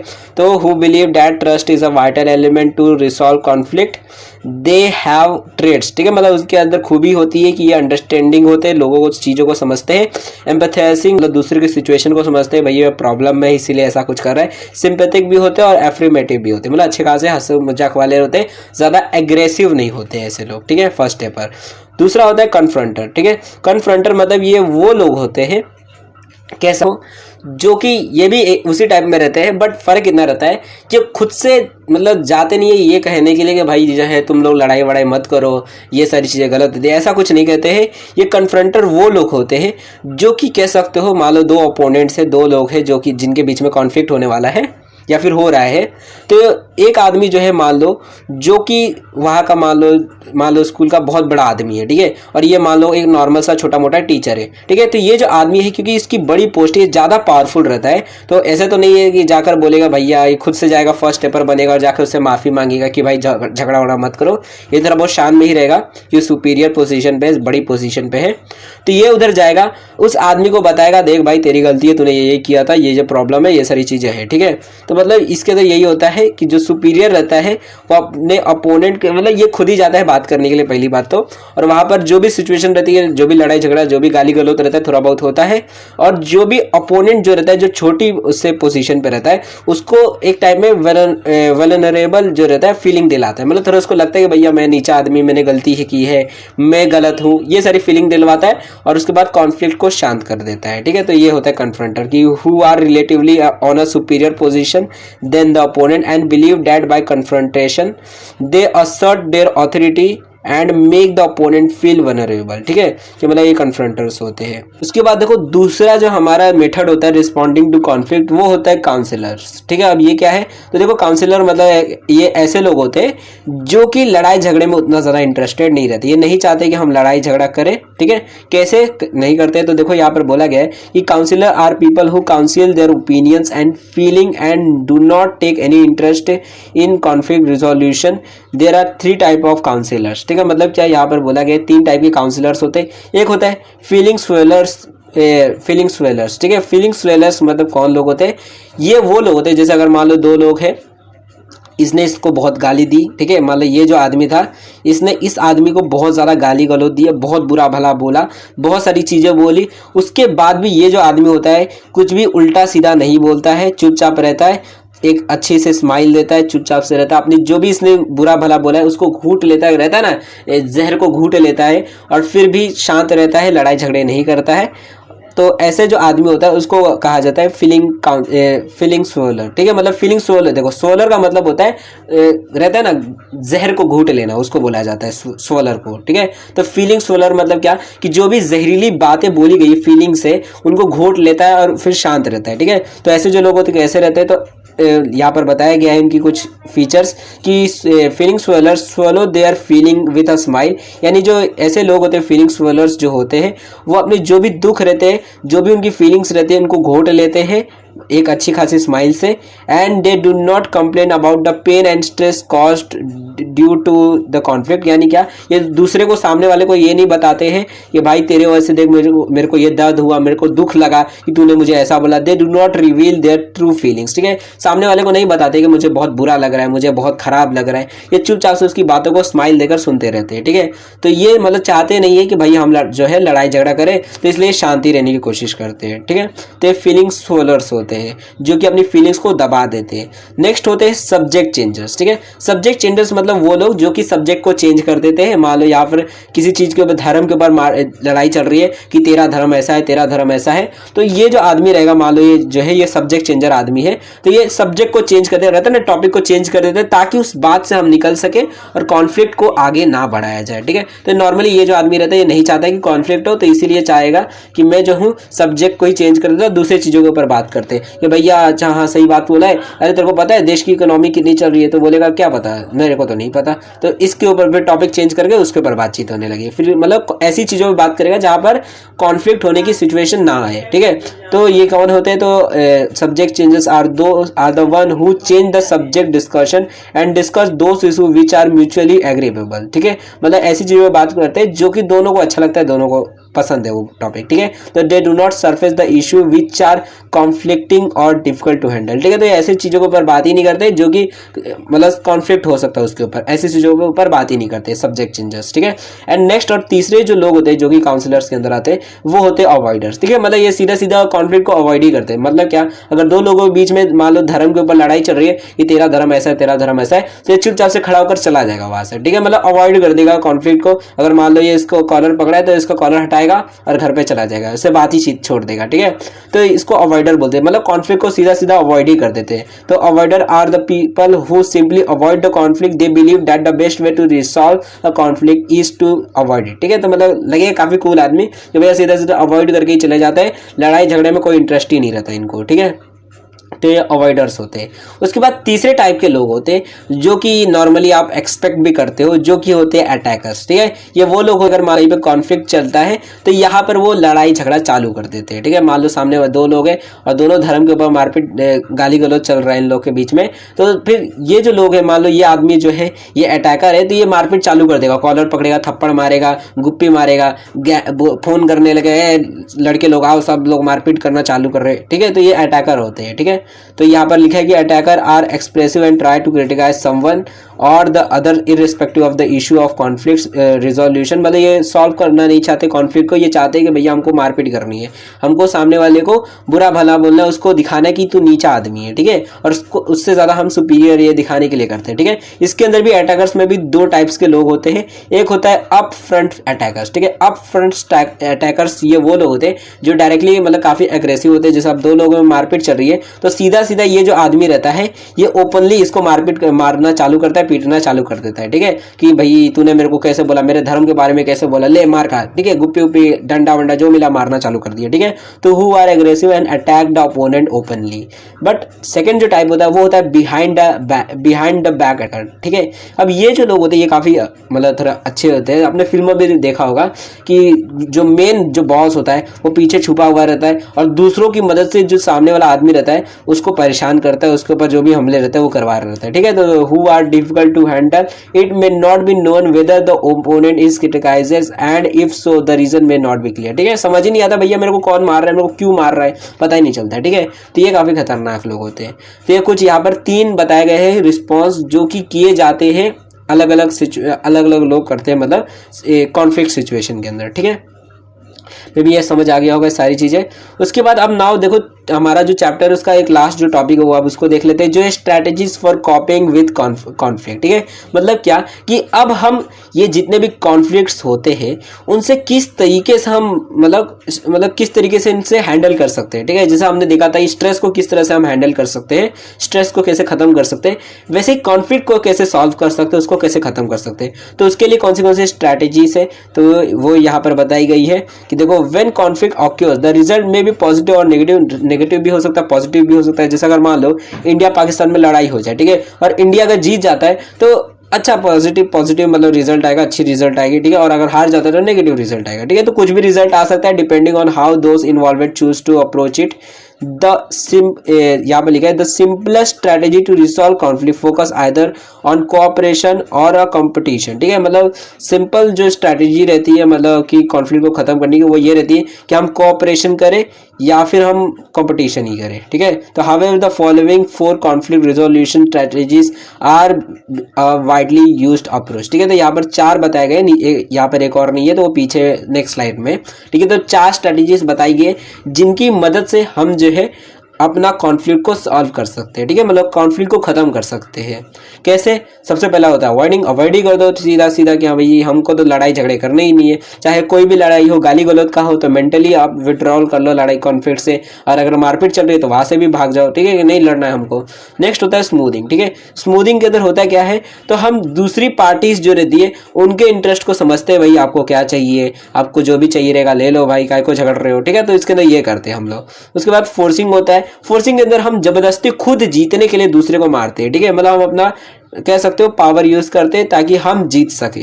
तो ये मतलब कह सकते हैं अटैकर्स की ग्रुप में आ जाता है कि आदमी जो रहता है वो दूसरे को मारने के लिए निकल पड़ता है कि भाई मैं तो इसको मारूंगा, मैं फोर्सफुली कॉन्फ्लिक्ट को जीतूंगा और इसको सॉल्व करूंगा, ठीक है। ये एक लोग हो जाते हैं। उसके बाद चौथा जो टाइप होता है मतलब चौथा जो तरीका होता है जिसकी मदद से कॉन्फ्लिक्ट को खत्म किया जा सकता है जो कि होता है कन्फ्रंटिंग, ठीक है। इसके अंदर होता है क्या है तो कन्फ्रंटिंग के अंदर हम डायरेक्टली फेस टू फेस लोगों से मिलते हैं जिनके साथ भी हमारा लड़ाई झगड़ा है और उनसे म्यूचुअली बातचीत करते हैं, देखो भाई हमारा ये प्रॉब्लम है, जो भी बातचीत करके सॉल्व होता है कर लेते हैं डायरेक्टली। काय को लड़ाई झगड़ा करना है कि कोई इधर से बम फोड़ रहा है उधर से बम फोड़ रहा है, डायरेक्टली सामने सामने बैठकर बातचीत कर लेते हैं, ठीक है। तो यहाँ पर फेस टू फेस बैठकर डायरेक्टली कॉन्फ्लिक्ट को डायरेक्टली किया जाता है, या तो मार काट करके बात करना है या फिर जो भी करना है, ठीक है। मतलब दो सिचुएशन इसके अंदर भी आ जाती है कि अगर हम नहीं सामने वाला मानता है तो भाई अब फेस टू फेस बात हो चुकी है, अब डायरेक्टली कॉन्फ्लिक्ट करेंगे, या फिर जो भी म्यूचुअल हमारी चल रही है बातचीत कि भाई ठीक है चलो दोनों का बीच में मांडोली हो गई, मांडोली करने के बाद अब नहीं होगा झगड़ा, ठीक है। तो वो सारी चीजें करके हम डायरेक्टली कॉन्फ्लिक्ट को शांत ही कर दें, ठीक है। तो कुछ 4 तरीके होते हैं जिनकी मदद से जो है कोई भी आदमी जो रहेगा कॉन्फ्लिक्ट को खत्म कर सकता है, ठीक है।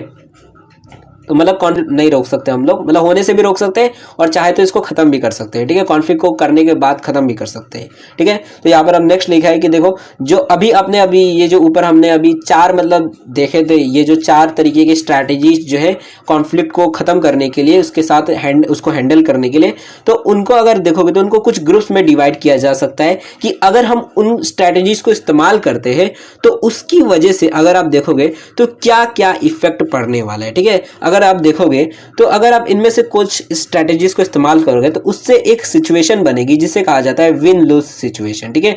और इसको आप विन लूज स्ट्रेटेजीज भी बोल सकते हैं उन स्ट्रेटेजीज को, ठीक है। कौन सी है बताऊंगा देखो। तो विन लूज स्ट्रेटेजीज के अंदर होता क्या है, इसके अंदर ये होता है कि एक आदमी जीत जाता है दूसरा आदमी हार जाता है। जैसे अगर आप फोर्सिंग वाला देखोगे कि भाई हम जबरदस्ती लड़ेंगे ही, हम मारपीट करेंगे, तो वहां पर एक आदमी तो जीत जाएगा, मान लो 2 आदमी है जो कि लड़ने वाले, ठीक है। और आपने यही स्ट्रेटेजी चुना कि मैं फोर्स करूंगा, मेरे पास पावर है, मैं ताकतवर हूँ, ठीक है, मैं मान लो यहाँ का राजा हूँ और ये जो आदमी है ये यहाँ पर कोई छोटा आदमी है, ठीक है, और क्योंकि मेरे पास ज्यादा पावर है तो मैं अपनी पावर का इस्तेमाल करके इस आदमी को हरा दूंगा, ठीक है। तो यहाँ पर होगा क्या, एक आदमी जीत जाएगा और दूसरा आदमी जो रहेगा वो हार जाएगा, ठीक है। तो यहाँ पर यही होता है कि अगर हम इनमें से कोई एक जैसा फोर्सिंग को इस्तेमाल करते हैं तो वहां पर विन लूज स्ट्रैटेजी आ जाएगी, ठीक है, कि एक आदमी तो जीत जाएगा दूसरा आदमी हार जाएगा, ठीक है। तो ये एक स्ट्रैटेजी होती है जो कि यहाँ पर लिखा है, काफी बड़ा लिखा है इसलिए नहीं रीड करेंगे कि वही सारी चीजें एक्सप्लेन की गई है, ठीक है, कि इसके अंदर एक आदमी एलिमिनेट कर दिया जाता है, कॉन्फ्लिक्ट के अंदर एक आदमी हार जाता है और दूसरा आदमी जीत जाता है, ठीक है, यही बोला गया उसके अंदर भी। ओके, उसके बाद देखो सेकंड जो यहाँ पर स्ट्रैटेजी बताई गई है वो है लूज लूज स्ट्रैटेजी। मतलब क्या कि देखो काफी सारी ऐसी भी स्ट्रैटेजीज है जिसको अगर आप फॉलो करते हो तो वहां पर लूज लूज स्ट्रैटेजी आ जाएगी, मतलब लूज लूज सिचुएशन, दोनों तरफ से आप हार जाओगे, मतलब सामने वाला भी हार जाएगा और आप भी हार जाओगे, ठीक है। कैसे, जैसे कि यहाँ पर मान लो यहाँ पर एग्जांपल दिया और यहाँ पर पहले देखो यहाँ पर लिखा है वही पढ़ लेते हैं, आपको समझ आएगा कि this approach eliminate the conflict by having both individual lose something, मतलब दोनों आदमी जो रहते हैं वो कुछ ना कुछ हार जाते हैं इसके अंदर, ठीक है। कैसे, तो जैसे एग्जांपल ले लेते हैं, मान लो एक कंपनी है जिसके अंदर दो लोग हैं, ठीक है, ये आदमी जो है इसको सिगरेट पीना है, ठीक है, ये आदमी को सिगरेट पीना है और ये आदमी जो है मतलब एक शरीफ मानुस है, ठीक है। अब ये जो आदमी इसको सिगरेट पीना है तो ये चाहता है मैं सिगरेट पीऊंगा, वो भी कंपनी के अंदर ही पीऊंगा, जिसको प्रॉब्लम है मेरे से बात करी, ये बोलता है मैं तेरे से बात करूंगा, मेरे को तू इधर से बाहर जाकर सिगरेट पी, ठीक है, मेरे को यहाँ पर तकलीफ हो रही है। ओके, अब ऐसे टाइम पर ये जो आदमी रहेगा ये बोलेगा नहीं मैं बाहर नहीं जाऊंगा, ये बोलेगा तेरे को जाना ही पड़ेगा, मैं मैनेजर को बोलूंगा, ठीक है। अब ऐसे टाइम पर हो सकता है मान लो मैनेजर जो रहेगा वो इसको भगा दे बाहर, बाहर जाकर सिगरेट पी, ठीक है, और ये जीत गया, ठीक है। बट अगर आप देखोगे ये यहाँ पर तो जीता हुआ दिख रहा है, बट अगर आप एक और सिचुएशन देखो, क्योंकि जैसे ही अब ये बाहर चला जाएगा, एक बार ये बाहर गया सिगरेट पीने के लिए, वैसे ही इन दोनों के रिलेशन खराब हो गए, अब ये दोनों दुश्मन बन गए, ठीक है, किसने मुझे मैनेजर से डांट खिलवाई, ठीक है, उसके बाद ये दोनों दुश्मन बन गए और दोनों सिचुएशन में देखोगे तो ये तो हारा ही है, साथ में ये भी हार गया, ठीक है। तो इसको ही कहा जाता है लूज लूज स्ट्रैटेजी। ओके, तो यहाँ पर देखोगे तो यहाँ पर कहा गया है कि this strategy may be applicable in 3 वे, यानी ये जो स्ट्रैटेजी है ये 3 तरीकों से एप्लीकेबल है। जैसे कि अगर देखो सबसे पहला होता है कॉम्प्रोमाइज, ठीक है। कॉम्प्रोमाइज में क्या होता है कि दोनों पार्टीज जो रहती है वो कॉम्प्रोमाइज कर देते हैं कि जाने दो मैं छोड़ देता हूं, मतलब दोनों तरफ से कॉम्प्रोमाइज करवाया जाता है, ठीक है। कैसे होता है तो देखो लिखा है in this case the both parties are asked to compromise. जैसे कि अगर मैंने अभी जो आपको एग्जांपल दिया कि जो दो आदमी थे, मतलब एक आदमी सिगरेट पीना चाहता है और एक आदमी नहीं पीना चाहता है, तो हो सकता है दोनों को बोला जाए कॉम्प्रोमाइज करने, भाई तू एक काम कर, तू जाकर ना दूसरी जगह काम कर, ठीक है, मतलब कहीं और जाकर काम कर, और ये आदमी को बोला जाए काम कर भाई तू जो है बाहर जाके सिगरेट पी, इधर कंपनी में मत पी, दोनों लड़ो मत, एक काम कर भाई तू इसके पास काम मत कर, तू जा दूसरी जगह काम कर, ठीक है। तो ये भी हारा कि भाई इसका मैनेजर नहीं सुना, उल्टा इसी को भगा रहा है, और साथ में ये भी हार गया कि भाई इसको जो है इसको कंपनी से बाहर निकाल के सिगरेट पीने को बोला जा रहा है, ठीक है। तो दोनों आदमी हार गए, दोनों को कॉम्प्रोमाइज करने को बोला गया है, ठीक है। तो ये इस सिचुएशन के अंदर बोला किया जाता है, ठीक है। जब दोनों को कॉम्प्रोमाइज करवाने को बोला जाता है तो दोनों ही हार जाते हैं, ठीक है। आप ही सोच लो कि भैया दो लोग लड़ रहे और दोनों को बोला जा रहा है किसी चीज के लिए, मान लो लड़ रहे और दोनों को बोला जा रहा है दोनों वो चीजों को छोड़ दो, ठीक है, दोनों के दोनों में से कोई नहीं लेगा। मान लो दो लोग हैं जो कि रोटी के लिए रो रहे, ठीक है, कि मेरे को ये रोटी चाहिए और ये बोल रहा है मेरे को ये रोटी चाहिए, ठीक है, और मम्मी आकर खुद ही खा गई, बोली किसी को नहीं मिलेगा, दोनों मत लड़ो। तो ऐसे टाइम पे देखो दोनों ने कॉम्प्रोमाइज किया, दोनों हार गए, ठीक है। तो इसको कहा जाता है कॉम्प्रोमाइज वाला, ठीक है। तो कॉम्प्रोमाइज अगर आप करते हो तो उसमें भी लूज लूज स्ट्रेटजी है, दोनों हार जाते हैं, ठीक है। उसके बाद नेक्स्ट होता है आर्बिट्रेशन। आर्बिट्रेशन के अंदर क्या होता है तो इसके अंदर एक न्यूट्रल थर्ड पार्टी होती है जो कि डिसाइड करता है कि कॉन्फ्लिक्ट जो रहेगा उसको किस तरीके से सॉल्व किया जाएगा, ठीक है। देखो आर्बिट्रेशन का मतलब होता है एक ऐसा आदमी जो कि जिसको हम आर्बिटर बोलते हैं, ये एक ऐसा आदमी होता है जो दो लोगों के बीच में खड़ा रहता है और दोनों की बातों को सुनता है। ये एक ऐसा आदमी होता है जो कि किसी का भी पक्षपात नहीं करता है कि मैं इसको पसंद करता हूँ या फिर इसको पसंद करता हूँ, किसी का ये नहीं रहता, ये न्यूट्रल आदमी रहता है, दोनों की बातों को सुनता है और इस हिसाब से बताता है कि क्या कॉन्फ्लिक्ट को सॉल्व करने के लिए हम कर सकते हैं, ठीक है। तो ये भी किया जा सकता है। जैसा मान लो हमने सिगरेट का एग्जाम्पल देखा, तो मान लो ये सिगरेट पी रहा है और ये सिगरेट को बोल रहा है कि भाई इसको बाहर पीने को बोलो सिगरेट, ठीक है। तो ये मैनेजर जो रहेगा ये बन जाएगा आर्बिटर और ये बोलेगा एक काम कर भाई जाके तू बाहर सिगरेट पी, ठीक है।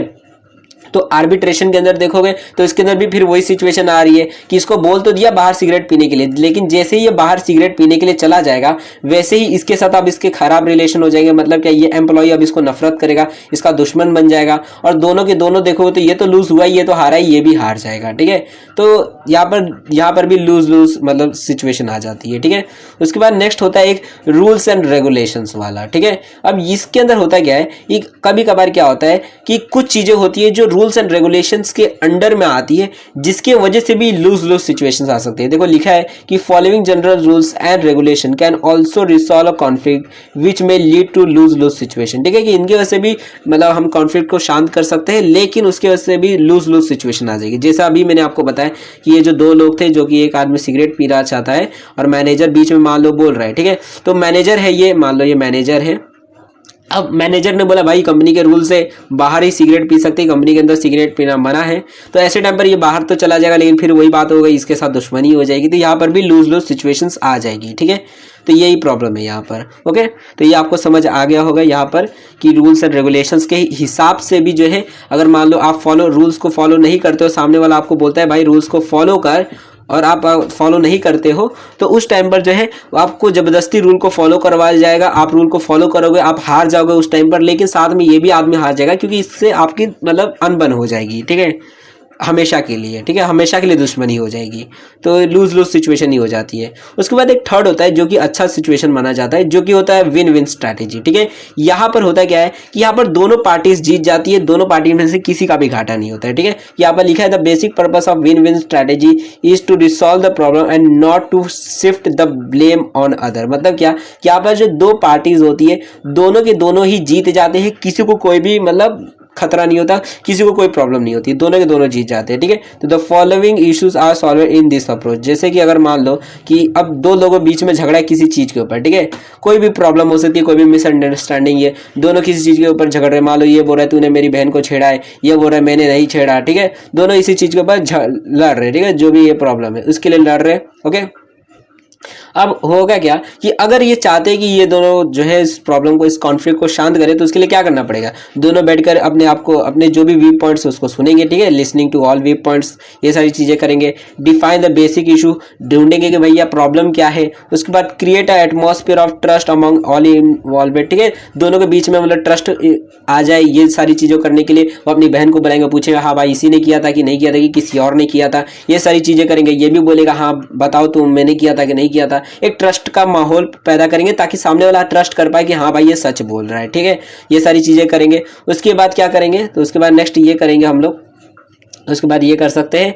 कि देखो लिखा believe that people will be solved on merit and not through personal और पॉलिटिकल इन्फ्लुएंस। कि अब ये माना जाए, मतलब ये जो आदमी है अब ये माने, या फिर ये आदमी ये माने कि जो सामने वाला है वो हमारे फायदे के लिए ही सारी चीजों को कर रहा है, कोई भी मतलब इसके अंदर उसका अपना कोई इंटेंस मतलब पर्सनल कोई इसका मोटिव नहीं है। ये बस ये चाहता है कि भैया इस प्रॉब्लम को सॉल्व किया जाए, इसलिए बातचीत हो रही है। ठीक है, तो इसलिए बातचीत शांति से की जाए, कोई भी प्रॉब्लम ना की हो। ठीक है, तो इस तरीके से अगर देखो मान लो अब जैसे अगर प्रॉब्लम को सॉल्व कर दी जाती है, मान लो लड़की बोलती है नहीं नहीं ये लड़का नहीं था, दूसरा कोई लड़का था, तो ऐसे टाइम पे दोनों के बीच में कॉन्फ्लिक्ट नहीं होगा और दोनों के दोनों जीत जाएंगे और यहाँ पर विन विन सिचुएशन आ जाएगी। ठीक है, तो इसको विन विन स्ट्रेटजीज बोला जाता है। इसके अंदर होता क्या, तो this approach arrives at the solution that all parties accept it and hence good human relation बन जाता है। ठीक है, कि यहाँ पर दोनों पार्टीज जो रहती है उसको एक्सेप्ट कर लेती है जो भी यहाँ पर सॉल्यूशन आता है, और उसके बाद दोनों अच्छा खासा रिलेशन बन जाता है दोनों के बीच में, और यहाँ पर विन विन स्ट्रेटजीज को बोलते हैं। ठीक है, इसके अंदर ये तब आता है जब स्मूथिंग की बात की जाए। ठीक है, क्योंकि यहाँ पर अच्छे से दूसरे को सुनी जाती, कन्फ्रंटिंग जैसे हो गया। ठीक है, अवॉइडिंग के अंदर नहीं होता उतना ज्यादा विन विन स्ट्रेटजी कि एक आदमी जीत जाता है, दूसरा आदमी की इज्जत घान हो जाती है, अवॉइड करके चला गया। ठीक है, तो वो हो जाता है। ओके, मे बी यहाँ पर आपको सारी चीजें समझ आ गई होगी। अब यहाँ पर अपना 5th एंड लास्ट चैप्टर भी फिनिश हो जाता है। अब आपको कोई डाउट होगा तो आप लोग कमेंट सेक्शन के अंदर पूछ सकते हो। एंड देखो इस चैप्टर का अगर हम इंपॉर्टेंस की बात करें तो सबसे इंपॉर्टेंट जो टॉपिक है वो मास्लो थ्योरी ही है, और उसकी बाद अगर बात करोगे तो अपना ये जो मेथड है ना, ये वाला देखो बता देता हूँ कौन से इंपॉर्टेंट है। ये स्ट्रैटेजीज आ सकता है पेपर के अंदर 15 मार्क्स के लिए, एंड ये methods of responding to conflict, ये मतलब कुछ टॉपिक्स इंपॉर्टेंट है। एंड टाइप्स वाले जो है टाइप ऑफ कॉन्फ्लिक्ट वो तो आप लिखती है, तो सेम है, आप कोई पढ़े हो पहले से ही और नहीं भी पढ़े हो उनसे भी लिख सकते हो आप तीनों को, ठीक है। तो आराम से सारी चीजें यहाँ पर क्लियर हो चुकी होंगी 5th चैप्टर की। अब अगर आपको कोई डाउट रहता है तो आप लोग कमेंट सेक्शन के अंदर जो भी आपके डाउट्स रहेंगे वो पूछ सकते हो। एंड देखो अब नेक्स्ट लेक्चर जो रहेगा हमारा वो बिजनेस कम्युनिकेशन का रहेगा, जिसके अंदर हम लोग बिजनेस कम्युनिकेशन के जितने भी लेटर्स हैं वो सब के सब लेक्चर के अंदर लेने वाले, सारे लेटर्स लेने वाले। तो अगर आपको उन लेटर्स के वीडियोस देखनी है तो चैनल को सब्सक्राइब कर दो और वीडियो को शेयर कर दो आपके जितने भी दोस्त लोग हैं उनके बीच में, ताकि जैसी हमारी नेक्स्ट वीडियो जो है वो हमारे चैनल पर अपलोड हो जाए तो उसकी भी आपको नोटिफिकेशन मिल जाए और उन वीडियोस को भी आप देख सको, ठीक है। एंड इस वीडियो को भी अपने दोस्त लोग के साथ शेयर कर देना। एंड अगर आप चाहो तो हमारे इंस्टाग्राम पे जाकर वहाँ पे फॉलो भी कर सकते हो। एंड अगर आपको इस लेक्चर का पीडीएफ चाहिए रहेगा स्टडी पर्पस के लिए, अगर आपके पास बुक नहीं है या फिर स्टडी के लिए आपको ये पीडीएफ चाहिए तो वो आपको टेलीग्राम पे मिलेगा, तो वहाँ से जाकर आप इसका पीडीएफ डाउनलोड कर सकते हो। दोनों की जो लिंक है वो आपको डिस्क्रिप्शन के अंदर मिल जाएगी। एंड अगर आप वीडियो को लेट देख रहे हो सकता है कोई कुछ लोग होते हैं जो लेट वीडियो को देखते हैं, कल देख रहे हो परसों देख रहे होंगे, तो ऐसे टाइम पर आप चाहो तो यहाँ पर नेक्स्ट वीडियो की प्लेलिस्ट आ गई होगी, तो यहाँ से जाकर नेक्स्ट वीडियो को डायरेक्टली देख सकते हो। तो वहां पर आपको बिजनेस कम्युनिकेशन के लेटर्स डायरेक्टली दिखेंगे, तो वहां से जाकर आप वीडियो को देख पाओगे, ठीक है। सो मे बी आपको सारी चीजें समझ आ गई होगी। Now thanks for watching my video, हम अपने नेक्स्ट वीडियो मिलेंगे।